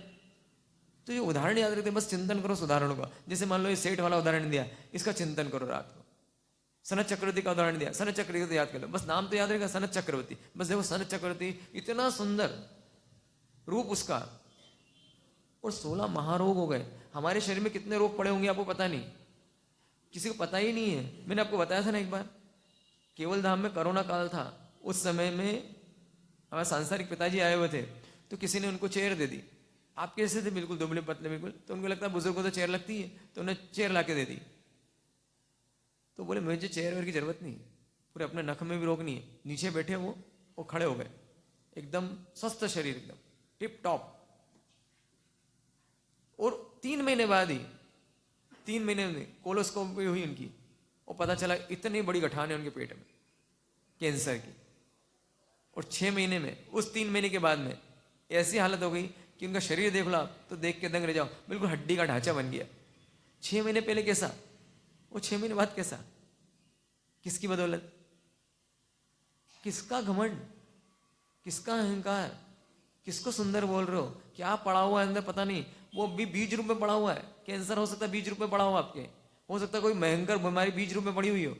और जैसे ही आप 50 क्रॉस करोगे सब वटवृक्ष होकर बाहर निकलने वाली है। तो इस दगाबाज शरीर से काम निकाल लो। अभी मौसम है, सीजन आया हुआ है, नौकर जाने वाला है, क्या करते हो आप उससे? पूरा निचोड़ लो उसको ध्यान रखना है। ऐसा नहीं ध्यान नहीं, इसको खराब नहीं करना है, इसलिए आप तपस्या करते हो। हम रोकते भी कभी कभी आपका शरीर को देख के, इतना मत घसीटो इसको कि इसको ये फिर और डिमांड करने लगे, इसको हॉस्पिटल में, क्योंकि राग तो बहुत है। महामुनि जो होते हैं उनके लिए फॉर्मूला नहीं लगता है, वो अपने शरीर को निचोड़ देते हैं, पूरी कंकाल बनाते हैं शरीर को, क्योंकि उनके पास ताकत है, इसकी आसक्ति नहीं है। ऐसे ऐसे महामुनि होते हैं कि जो कायस्तर ध्यान में आंख में तिनका चला गया, अपनी आंख से तिनका तक निकालते हैं। आंख में से आंसू की धारा बह रही है, निकाल सकते हैं आंख का तिनकना, लेकिन आंख का तिनका भी नहीं निकालते। क्यों नहीं निकालते हैं? क्योंकि शरीर के प्रति राग खत्म हो गया। इसका शरीर का कोई उपाय नहीं करते हो। ये बीमार हो जाता है तो इससे स्वस्थता के लिए कोई काम नहीं करते हो। शरीर को स्वस्थ करने के लिए कोई मेडिसिन नहीं देते हो। कर्म का उदय आया है, बस ये उदय आया है, जब तक रहना रहेगा, और जाने आया हो तो चले जाएगा। और इस शरीर को कल जाता आज जाए, क्योंकि अनासक्त हो गए हो। उनको मालूम है कि मैं मुक्त होने वाला हूँ, इस शरीर से बिल्कुल डिटेच हो गए हो। वो जानते हैं कि मेरे गुण ही मेरे हैं, आत्मा मेरी है और आत्मा गुण मेरे हैं, और बाकी कुछ नहीं। ये तो अशुचि का भंडार है, इसका क्या रोना रोना इसका। तो हम अपने शरीर को अशुचि का भंडार देख सकते हैं क्या? कोई अच्छा, बाकी सब तो मोक्ष तो काल्पनिक लगता है हमको, पुण्य पाप काल्पनिक लगता है। अब ये काल्पनिक लगता है कि हमको कि अशुचि का भंडार है। एकत्व अन्यत्व भावना आपको काल्पनिक लग सकती है, संसार भावना आपको काल्पनिक लग सकती है, सब कल्पना है। तो कोई ऐसा थोड़ी ना संबंधित तो काम में आएंगे ही से ना, क्यों काम में आते तो हैं। चलो वो बात सीखी। ये शरीर आपको शुचि लगता है कि अशुचि लगता है? ये तो इसमें तो कुछ हाथ कंगन को आरसी किया वैसा काम है। क्या बोलते हैं, हाथ कंगन को आरसी किया, पढ़े लिखे को आरसी किया। मतलब क्या मतलब इसका? देख लो, अभी देख लो, परीक्षा कर लो इसके। तो एक कट मारो अभी, क्या निकल के आएगा बाहर? इसमें से खून निकल के आए, अच्छा कि बुरा। वो खून कपड़े पे लग जाए, इत्र है ना वो, तो क्या है बताओ? खून लग जाए कपड़े पे, इत्र है कि नहीं हो? सुगंधित है वो, अच्छा है वो। कोई देख के उसको मतलब अंदर प्रमोद आता है उसको देख के, अरे वाह क्या क्या खून है आपका, गाढ़ा गाढ़ा बढ़िया, ऐसा लगता है आपको? जब आपकी टेस्ट होता है, ब्लड टेस्ट कराते हो, क्या निकलता है उसमें से? और वो जो निकलता है वो एक बूंद कहीं गिर जाए, मान लो आप जमीन पे गिर जाए, वो बेचारा निकाल रहा है खून, वो निकल के जमीन पे निकल जाए, उसको रहने दोगे उसको वहां पर? क्या साफ कर दोगे? आप ही का खून है, तो अंदर से क्या निकलता है, नसों में क्या भेरा देख ही पाते हो जब वो निकालता है, टेस्ट करता है। जब स्टूल टेस्ट करवाते हो तो वो कैसा बढ़िया आदर से लेके जाता है उसको, पोटी को आपकी, कितना आपको घिनौना लगता है। जब यूरिन टेस्ट देते हो आप, उसको यूरिन में डब्बी में भर के देते हो, क्या लगता है आपको? आपको गंदी वाला नहीं लगता, वो कैसे देता है? डिब्बी, उसमें थैली, पॉलीथीन, उसमें डाल के दे दो भैया। इतनी गंदगी है अंदर, ये हम देख नहीं पा रहे हैं कि इसको, और इसमें इतना राग कर रहे हैं शरीर में। इस अशुचि भावना का चिंतन करोगे, किसके लिए करता हूं मैं? चलो बाकी सब तो समझ में आ गया, इस शरीर के लिए क्या इतना करना? तो क्या पियर्स लगाओगे बताओ? अब लगाओ पियर्स, इतना महंगा लगाओगे? क्या इसको मलना छोड़ दोगे? कि इसको साफ करना छोड़ दोगे? और साफ करना छोड़ दिया तो बदबू मारेगा ना। जिस दिन से दीक्षा ली है उस दिन से नहाए नहीं है, क्या बदबू आती? कभी श्रृंगार नहीं किया, कभी कंघी नहीं निकाली, तो क्या क्या दिक्कत आ गई इसमें? मस्त एकदम लाइफ। जब 50% आपने खाने पे कंट्रोल किया तो आपको 50% मजा आया, और 100% सब चीजों के राग छोड़ दोगे, 100% मजा आएगा।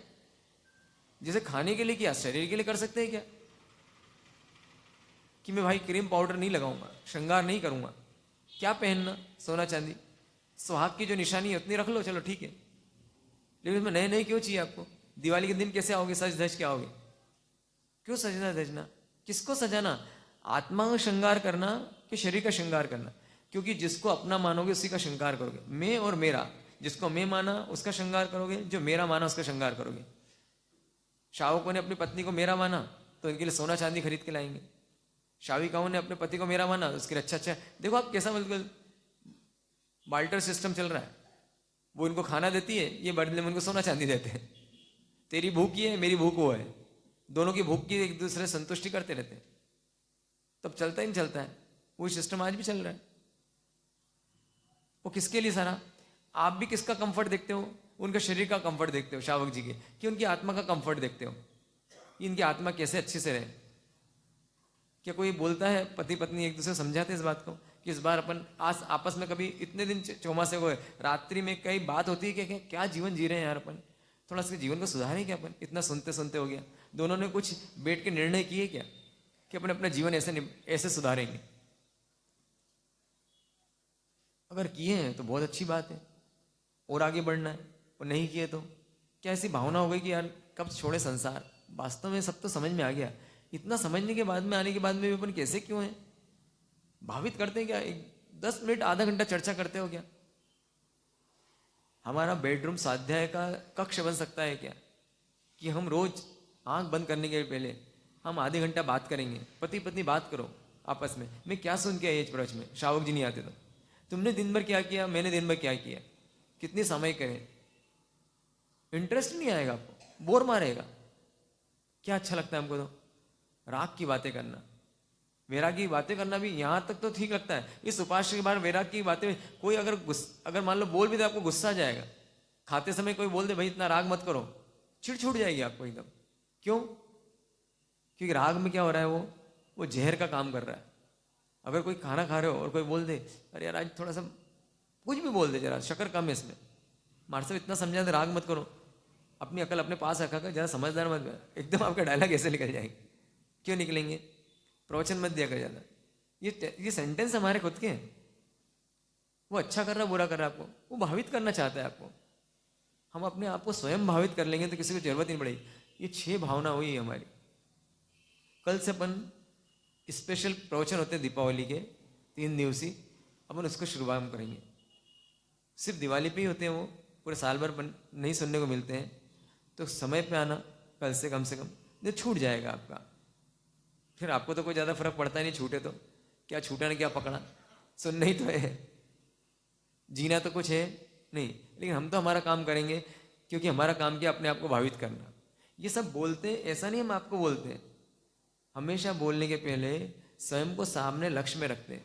हे जीव तू क्या करता है, अपने आप से बोलते हैं हम। आपको लगता है हमारे साथ हमको सुनाते हैं, लेकिन वास्तव में हमारे सामने क्या लगा रहता है, आईना लगा रहता है। उस आईने में हम अपने को देखते हैं कि जहाँ जहाँ हम इस शरीर का पोषण करते हैं, राग का पोषण करते हैं, तो हे जीव मत कर, तो करेगा तो ऐसे ही दुखी होगा। जब प्रवचन देने के लिए मान लो कुछ लिखते हैं कि यार ये पॉइंट अच्छा है इस बोलने के लिए प्रवचन में, तो उसको जब लिखते समय हमको एकदम चिंतन होने लगता है अपना, इतना मजा आता है, खुद का चिंतन करने में इतना अच्छा लगता है। जब कुछ बोलने के लिए लिखते हैं कि ये पॉइंट सनत कुमार चक्रवर्ती का जीवन, हमने खुद ने चिंतन किया, तब आपको बोला। वो चिंतन बहुत सारा किया, बोला तो 2-4 लाइन में, क्योंकि समय की पाबंदी, हम जब अकेले रहते तब तक उनको समय की पाबंदी नहीं है हमारे पास। तो उस समय सनत कुमार को पूरा विजुलाइज करते हैं कि वो देखो कैसे नहा रहा होगा, टब में नहा रहा है मान लो, अपने बाट टब में, कोई बहुत बड़ा पौंड होगा उसके पास, तो कितने लोग नहा रहे होंगे, सुगंधित जल छिड़क रहे होंगे, उसमें इत्र डला होगा, बड़ा नहा रहा है मस्त, इसको रगड़ रगड़ के सेवक निगाह रहे होंगे। अब ये देख रहे हैं अपन, और वही महामुनि कैसे बने हुए, कुष्ठ रोगी बने हुए। तो जैसे देखा, जैसे मैणा सुंदरी की कथा चल रही, उसमें मैणा सुंदरी को देखा होगा, श्रीपाल को देखा, वो मैणा सुंदरी कैसे हाथ पकड़ लिया होगा उसका, कितनी गजब की बात, कैसे हाथ पकड़ लिया, कोड़ी का उसने हाथ पकड़ लिया। तो भावित करते कर्म का जब उदय आए तो क्या करना उस उदय का, उसको ग्राहक समझना, जो कल बात चली थी, और ये उदय से निचोड़ लो इसको, इससे सारा। अब कोई उदय आएगा जीवन में ऐसा कि जिस उदय में मन करेगा नहीं, तो उस उदय को क्या करना, अरे उदय आया है तो पाप का उदय मतलब नहीं है, ये तो वास्तव पाप का उदय मतलब पुण्य कमाने का उदय। किस पाप के उदय में मैं चाहूं तो पुण्य कमा सकता हूं, जितना चाहे उतना पुण्य कमा सकता हूं। तब कभी ऐसा उदय आएगा, शरीर में रोग आएगा, तो क्या याद आएगी, वो मैणा याद आनी चाहिए कि मैणा ने कोड़ी का हाथ पकड़ा था। कोड़ी मतलब क्या, प्रतिकूल उदय, प्रतिकूल उदय मतलब कोड़ी, उसको हम धिक्कारते हैं, उसको भगाने की कोशिश करते हैं। अब क्या करेंगे, गले लगाएंगे उसको, ये तो मेरा क्या लेके जाएगा। कल जैसे क्षणिक महाराज जी की बात चली, ये क्या लेके जाने वाले, बस ऐसे अपने भावित करना। जब इन स्टोरियों को सुनते हैं तो ऐसा लगता है श्रीपाल मैणा सुंदरी की स्टोरी सुनते हैं। अब जब उसके पास में अजित सेन मुनि आए हुए हैं, वो अजित सेन देखो कैसा पलटता है जीव। आज हम आपके लिए बोल रहे हैं, वो कल आप यहाँ पे पाटे बैठ के ये सब चीजें बोल रहे होंगे, कोई बड़ी बड़ी बात नहीं है, पूरा जीवन पलट जाता है।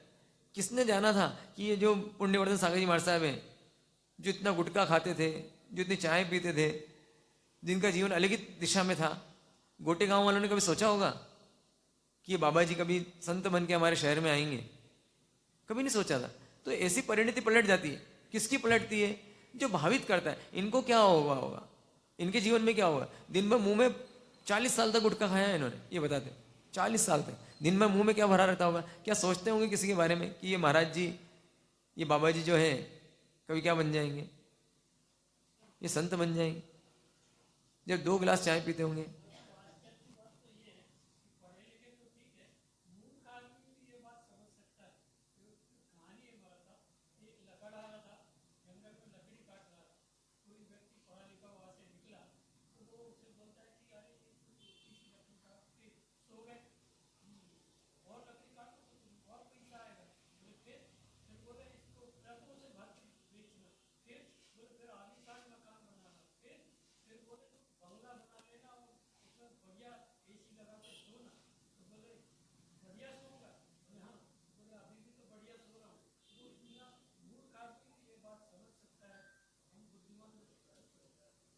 क्यों नहीं समझते बताओ, मैं तो आपसे पूछ रहा हूँ।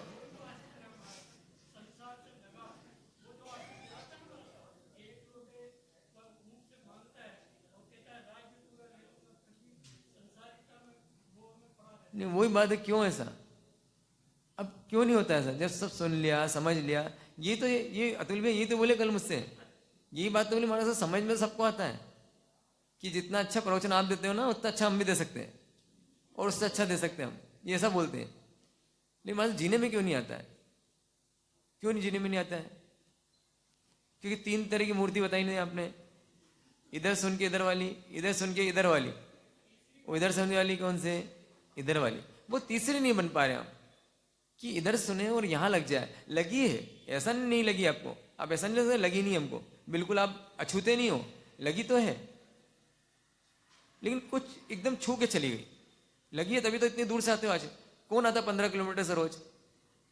आज 15 किलोमीटर से आना, वहाँ पे ट्रेन लेना, ट्रेन पे समय पे पहुँच जाना, पहुँचने के बाद यहाँ आ जाना, समय पे आ जाना, उसके बाद में यहाँ से वापस जाना, मतलब पूरा देखता है फर्स्ट हाफ तो आपको पूरा इसी में हो जाता है। तो मेहनत तो खूब कर रहे हो आप।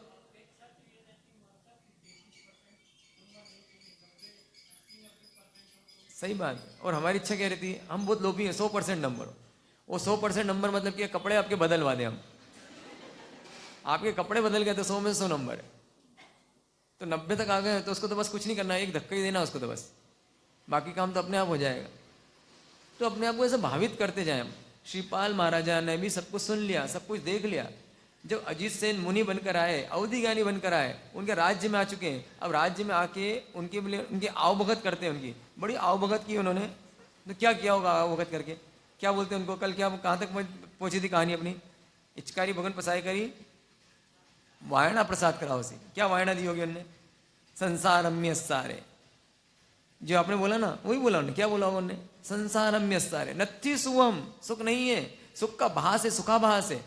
जैसे कि हमने कहानी सुनाई ना शुरू में कि बस वो रोज बेच रहे हैं, एक बंदर ला के देते हैं, वो बंदर पकड़ के लाए 500 रुपये मिल रहे हैं। वो बोलते क्या बेवकूफ आदमी है सामने वाला, संसारम्य सारे नथी सुवम, अभी दिख रहा है सुख, 500 रुपये मिल रहे हैं, लेकिन उन्होंने वापस एक नया फार्मूला दिया, 300 रुपये एक खरीद लो, और सबने खरीद लिया कि 500 में 1000 में बिक जाएगा। वाही वेणा पौरे, व्याधियों से घिरा हुआ है। जानन तो ही जीवो, वही जो बात आपने कही, जानन तो जानता है जीव, न करे जिन देसियम धम्मम, लेकिन जिन परमात्मा के द्वारा, जिनेन्द्र के द्वारा कहा गया धर्म जो है उसका पालन नहीं करता है। जानन तो है जीव, जानता है जीव सब, क्यों नहीं करता है, क्योंकि इसके लिए कोई पुरुषार्थ नहीं है। दुकान पर 9 घंटे बैठते हो, 10 घंटे बैठते हो तब कमी होती है, लेकिन इन भावों में कितनी देर तक बैठते हो? जब दुकान में ग्राहक नहीं है तो भी बैठे रहते हो आप, दिन भर ग्राहक नहीं होते हैं, बैठे रहते हो उसमें, लेकिन जैसे आधे घंटा ध्यान करते हो हमारा सब मन ही नहीं लगता है। दुकान पर मन लगता है, वहाँ तो ग्राहक आते हैं, दिन भर आते क्या? नहीं, दिन भर नहीं आते, तो बस इंतजार करते हो ना उसका। वैसे थोड़ा इंतजार तो करो, इंतजार ही नहीं करते, बस 15 मिनट बैठे, 3-4 दिन बैठे ध्यान में, हमारे सब आत्मचिंतन का बोला था आपने, किया, कुछ समझ ही नहीं आया क्या चिंतन करे। अरे दुकान पर धीरे धीरे बैठोगे, फिर ग्राहक बनेंगे, ग्राहक आएंगे जाएंगे, फिर माल बिकेगा, तब प्रॉफिट होगा। थोड़ा इंतजार करना पड़ता है, बैठते से थोड़ी मतलब लबा आने लगेगा, तो इसलिए थोड़ा इंतजार करना पड़ता है। तो यहाँ पे बोलते हैं वो जो दादा भो भो भव्या, क्या बोलते हैं भो भो भव्या, मतलब किसके लिए वाणी है? भो भो भव्या क्यों बोलते हैं? हे भव्य जनो सुनो, भव्य के काम की, अभव्य के काम के नहीं है सब वाणी। अगर हमको काम नहीं लगती है, हमको लगता है कि मेरे को ये वाणी काम नहीं कर रही, इसका मतलब हम सोच लें कि मैं दुर्भव्य हूँ या अभी हूँ, अभव्य हूँ। ये बोलते हैं कि इन संसार में मनुष्य पर्याय मिलना बहुत दुर्लभ है।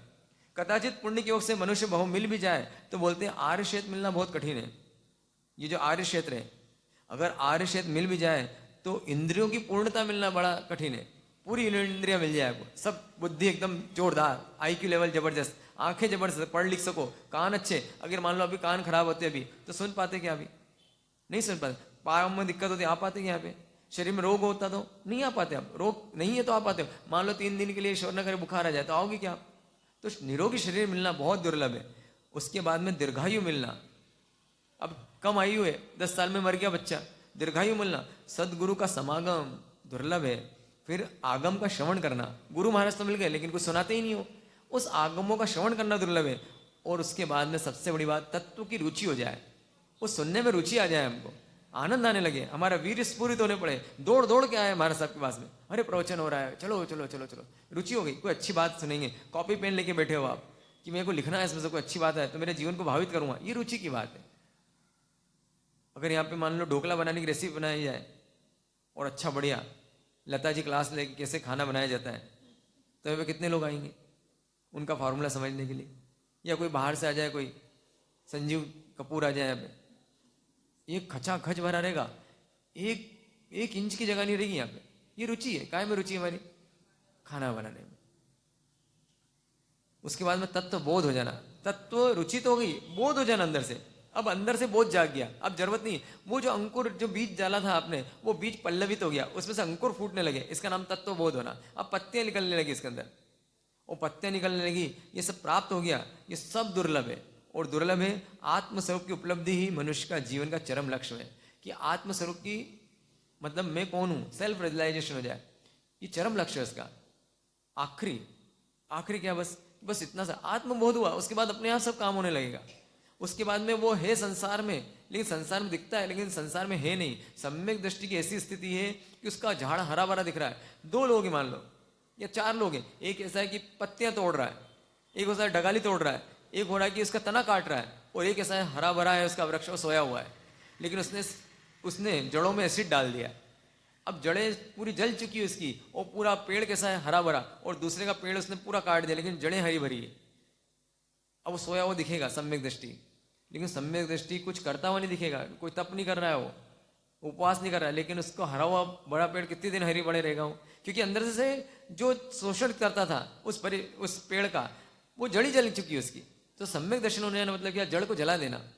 ये जड़ जल गई हमारा तो काम हो जाएगा, आत्मानुभूति कर ली। अब तुम भोगोगे तो भी भोग नहीं तुम्हारे लिए, वो कर्मों की निर्जरा है, भोगते हुए भी कर्मों की निर्जरा हो रही है उसकी सम्यक दृष्टि की। वो बैठा हुआ भी है, पूरा हरा भरा दिख रहा है वृक्ष का वृक्ष। कितने ही अगर 24 जो तीर्थंकर आने वाले 24 में बनने वाले हैं, उनका पूरा वृत्तांत सुन लो गया, तब क्या बात कर रहे हो। सुपाश, काका सुपाश दूसरे तीर्थंकर बनेंगे परमात्मा शासन के। श्रेणी के राजा के बाद में, पद्मनाभ स्वामी के बाद में दूसरे जो तीर्थंकर बनने वाले हैं वो कौन है, वो जो काका थे सुपाश, भगवान महावीर स्वामी के, वो आत्मा है। कभी नौकाणसी नहीं करी उन्होंने, कभी चारित्र का पालन नहीं किया, कभी दीक्षा नहीं, क्योंकि भगवान की दीक्षा ही नहीं थी, उसके पहले चले गए थे। सिर्फ अहोभाव किसके प्रति, जब उनको पता था क्या आने वाला है हमारे घर में, क्योंकि सुपाश जो पार्श्वनाथ भगवान की जो परंपरा के साधु थे, उन्हें बता दिया था कि 24 तीर्थंकर जन्म लेने वाले, और ये पता था कहाँ लेने वाले, कि त्रिशला माता की कुक्षी से। तो वो कुक्षी को मंदिर मानता है कि ये मंदिर है, इस मंदिर में कौन है, परमात्मा है। उनको कैसा देखता है, अपनी भाभी को देखता है मंदिर के रूप में देखता है, और वहां देखता है कौन है इसके गर्भ में, इनके गर्भ में कौन है, भगवान आने वाले। और ऐसी भक्ति करी आने के पहले ही उन्होंने उनकी, कि उन्होंने क्या मान लिया, तीर्थंकर नाम पर मान लिया। तो बोलते हैं बहुत दुर्लभ है, चरम लक्षण होना चाहिए आत्मानुभूति। उसके बाद मनुष्य पर्याय प्राप्त करना। फिर बोलते हैं कि उनको 12 व्रतों के बारे में समझाते हैं कि 12 व्रत क्या होते हैं। जिनेंद्र भगवान ने साधु और गृहस्थ के लिए अनगार और सागार 2 धर्म बताए हैं, सर्ववृत्ति और देशवृत्ति। सर्ववृत्ति किसे कहते हैं, कि 5 महाव्रत धारण करना, और देशवृत्ति मतलब 12 व्रत ले लेना, अहिंसा, सत्य, अचौर्य, ब्रह्मचर्य और अपरिग्रह, ये 4 व्रत लेना। उसके बाद मतलब तीन जो गुण व्रत होते हैं, कौन से होते हैं, दिक् परिणाम। अभी सब समझाया जाएगा आपको। अभी इसके बाद में जो सेशन चलेगा, इस 3 दिन दिवाली के बाद में वो सेशन चलेगा हमारा 12 व्रत का, कि 12 व्रत को एक एक समझाया जाएंगे। उसमें से छोटा सा व्रत ले लिया तो आप व्रती हो जाएंगे, श्रावक हो जाएंगे, दीक्षा हो जाएगी आपकी। तो यहाँ पर आपकी सागार दीक्षा करवाई जाएगी, दीक्षा का महोत्सव चलेगा हमारे यहाँ। पहले दीक्षा समझाई जाएगी, फिर आपको दीक्षा दी जाएगी। कौन सी दीक्षा, गृहस्थ दीक्षा। तो उसमें बताते हैं दिक् परिणाम, भोगोपभोग और परिणाम व्रत और अनर्थदंड, ये क्या है, ये 3 चीजें, ये इसको बोलते गुण व्रत बोलते हैं। वो 4 शिक्षा वस्ते हैं, सामयिक, देशावासिक, पोषद और अतिथि संविभाग। इस तरह से 12 व्रतों का डिटेल में स्वरूप समझाते हैं। और सब कुछ समझाने के बाद में आखिरी में बोलते हैं, श्रीपाल महाराजा बोलते हैं कि वो, मुझे प्रश्न है मेरा, कि मेरे जीवन में इतने उतार चढ़ाव क्यों आए। मैं राजा के घर में कुल में पैदा हुआ, अच्छे कर्म करेंगे तभी अच्छे कुल में पैदा हुआ। और जैसे 2 साल का था मुझे भागना पड़ा, माँ को लेके भागना पड़ा। फिर कुश्ती दल में रहना पड़ा, कुश्ती दल में रहा और उनको कोड़ हो गया मुझे। फिर कोड़ हो गया तो फिर वापस मुड़ने का पलटा खाया कि मुझे कौन मिल गई, मैणा सुंदरी मिल गई। फिर मैणा सुंदरी मिली, फिर मेरा कोड़ चला गया, वापस। फिर वो राज रिद्धि सिद्धि मिल गई, रिद्धि सिद्धि मिल डबल सेट मिल गया मेरा दुश्मन, उसने मुझे धकेल दिया पानी में। और बड़ा फिर एकदम इतने उतार चढ़ाव क्यों आए मेरे जीवन में? तो बोलते हैं, उनका पूर्व जन्म बताते हैं, पूर्व जन्म में तुम इस भरत क्षेत्र में हिरण्यपुर नाम का श्रीकांत नाम के राजा थे, श्रीकांत नाम के राजा थे। और आपकी जो पत्नी थी, श्रीमती नाम की आपकी पत्नी थी, और बहुत दयालु थी, शांति प्रिय थी, विवेकी थी, और धर्म में आस्था रखने वाली थी। तुम्हें बहुत शिकार का शौक था, हमेशा शिकार के लिए जाते थे और वन्य प्राणियों को मारते थे। वो हमेशा समझाती थी, जैसे आप समझाते हो ना इन लोग को, मत किया करो, मत किया करो, मत किया करो, वैसे वो भी समझाती थी। लेकिन जैसे आपके शावक जी हैं, मानते नहीं, मानते नहीं, मानते नहीं, वो भी क्या करता था? मानता नहीं था। बहुत कम होते हैं जो पत्नी की मानते हैं, तो मानता नहीं था वो मानते शिकार न था। एक समय वो 700 पराक्रमी सुबोटों के साथ में, सैनिकों के साथ में लेकर वन में शिकार खेलने गया। वहां उसने एक साधु महाराज को देखा, जैन संत को देखा। वो संत जो थे, ये ओगा होता है, इस ओगे से मक्खियां उड़ा रहे थे, क्योंकि उनको क्या था? कोल्ड रोग हो गया था, पीप पीप पीप लगल रहा था, तो मक्खियां भिनभिनाती थी। तो कायस्थ को ध्यान में थे, समताधारी बिल्कुल एकदम है तो है, लेकिन जब उनको अति उससे पीड़ा होने लगती तो अपने ओगे से ऐसे वो घुमाते थे। तो उनको देख के देखते रहे उनको, वो तो ध्यानस्थ थे। बड़ा मजा आया इनको देख के कि देखो ये कोड़ी क्या कर रहा है, चंवर नृत्य कर रहा है। चंवर ऐसे चावर होता है ना, चावर भी ऐसे होता है ओगे सा, ये क्या गजब का चंवर नृत्य कर रहा है। और जोर जोर से हंसने लगे, उसकी हंसी उड़ाई। अब बताओ क्या कम किया? कुछ नहीं किया, हंसी उड़ाई बस उन्होंने से। वहां हंसी उड़ाई उनकी, और 700 कोड़ी थे, वो भी जोर जोर से ठहाका मारकर हंसे कि वास्तव में जी साहब, जी साहब आप सही बोलते हैं राजन, ये तो कोड़ी है।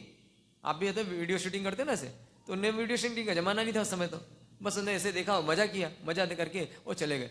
रात को बड़ी खुश होकर बताया कि एक तेरे साधु देखे मैंने, तो जिनकी तू भक्ति करती है, ऐसे कोड़ी थे वो, और ऐसा चंवर नृत्य कर रहे थे। समझाया, कितना कर्म मान लोगे। उन्हें जब समझाया तो उसको आत्मग्लानि हुई, उन्हें गलत किया, लेकिन और हिंसा नहीं करूंगा, इस तरह का पाप नहीं करूंगा। एक बार समझाया, ठीक है, दूसरी बार फिर थोड़े दिन में भूल गए हो।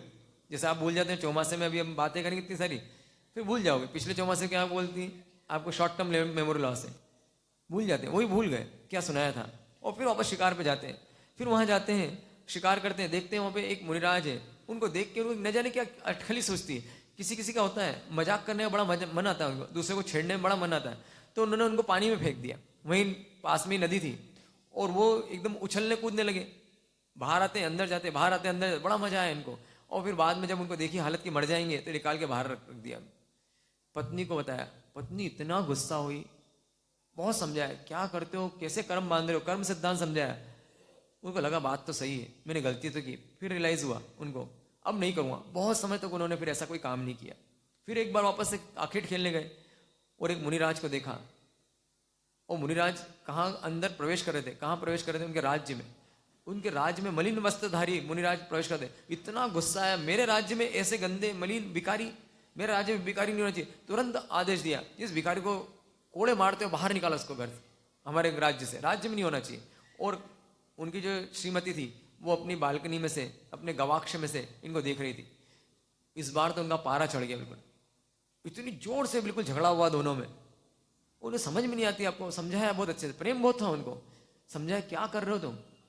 उसको वापस बुलाया गया, उनको बुला के लेके आए, बुला के ले गए, उनका सम्मान किया, उनको गोचरी हो रही, और हाथ जोड़ के आंख में आंसू लेके श्रीमती ने समझाया कि हे मुनि भगवान, ये समझते क्यों नहीं, मैं इनको इतना समझाती हूँ।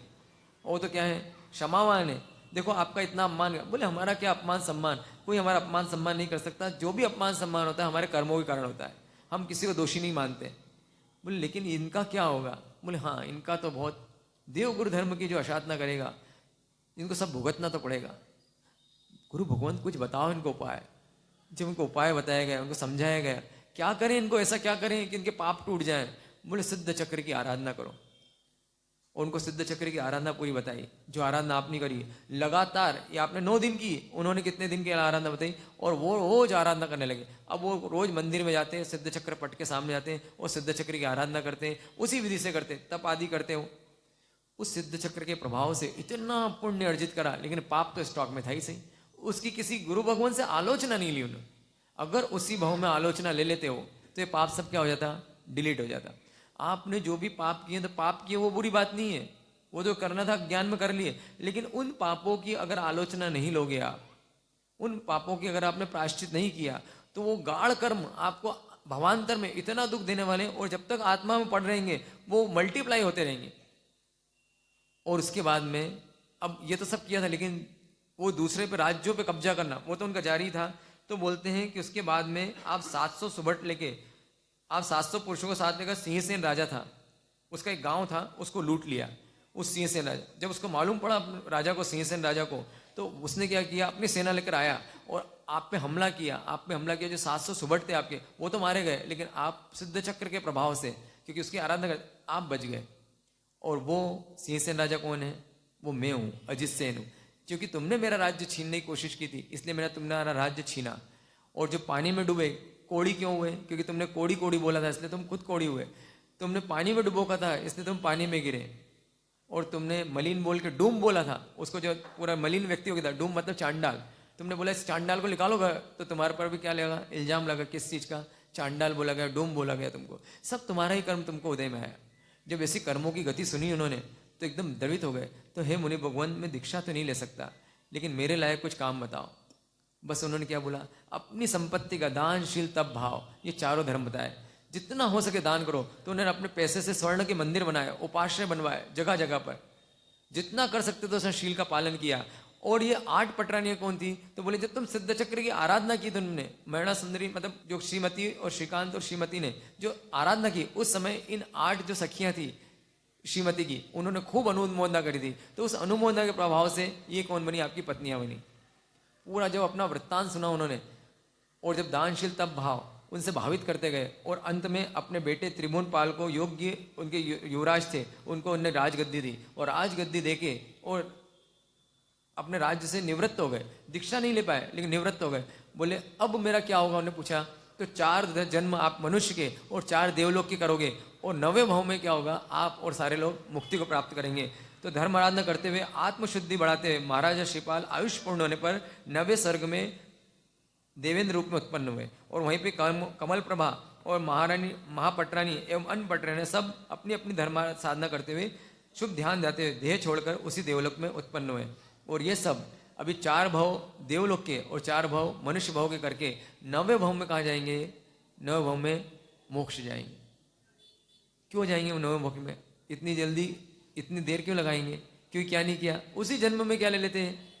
अगर सब सुन के श्रीपाल कुमार, श्रीकांत कुमार दीक्षा ले लेते हैं तो इनका काम हो जाता। अकल तो आ गई थी उस समय भी, लेकिन ताकत नहीं लगती इस राग को तोड़ने में। एक बार जोरदार ताकत लगा दो, जोरदार ताकत, पूरी ताकत से हमला कर दो इस पे, जीत जाओगे। वो जीत गए तो क्या मिलेगा? जिसने जीत लिया वो कौन बन जाता? अजीत बन जाता, अजीत सेन बन जाता। इन अजीत सेन ने जीत लिया। किसको जीत लिया? सब कुछ विपरीत था। ऐसे कितने दुष्ट थे, दुष्ट पापी से पापी देखने को मिलते हैं। उन्होंने अपनी आत्मा का कल्याण कर लिया, लेकिन इस आत्मा ने अपना कल्याण नहीं किया। कब करेंगे अपन? ये कथा भी समाप्त हो गई, सब समाप्त हो गया। कल से दिवाली का प्रवचन भी चलेगा, फिर नई चीजें बातें आएगी, संसार का स्वरूप बताया जाएगा। उसमें अलग अलग तरह से भावित करने की कोशिश करते हैं हमको। कौन? आचार्य भगवान। कितने सारे पर्व ला दिए हमारे इसमें कि तुम ऐसे नहीं समझो, ऐसे समझ जाओ, ऐसे नहीं समझो, ऐसा। किस तरह से समझोगे आप? कल फिर समझेंगे अपन। वापस आना, समझने तो आओगे ना कम से कम। समझ में नहीं आती, लेकिन समझ में तो आना है ना। कब तक समझना है? जब तक समझ में ना आए। और जब समझ में आ जाए तो क्या करना? फिर समझाना लोगों को, है ना? क्या करना? लोगों को समझाना।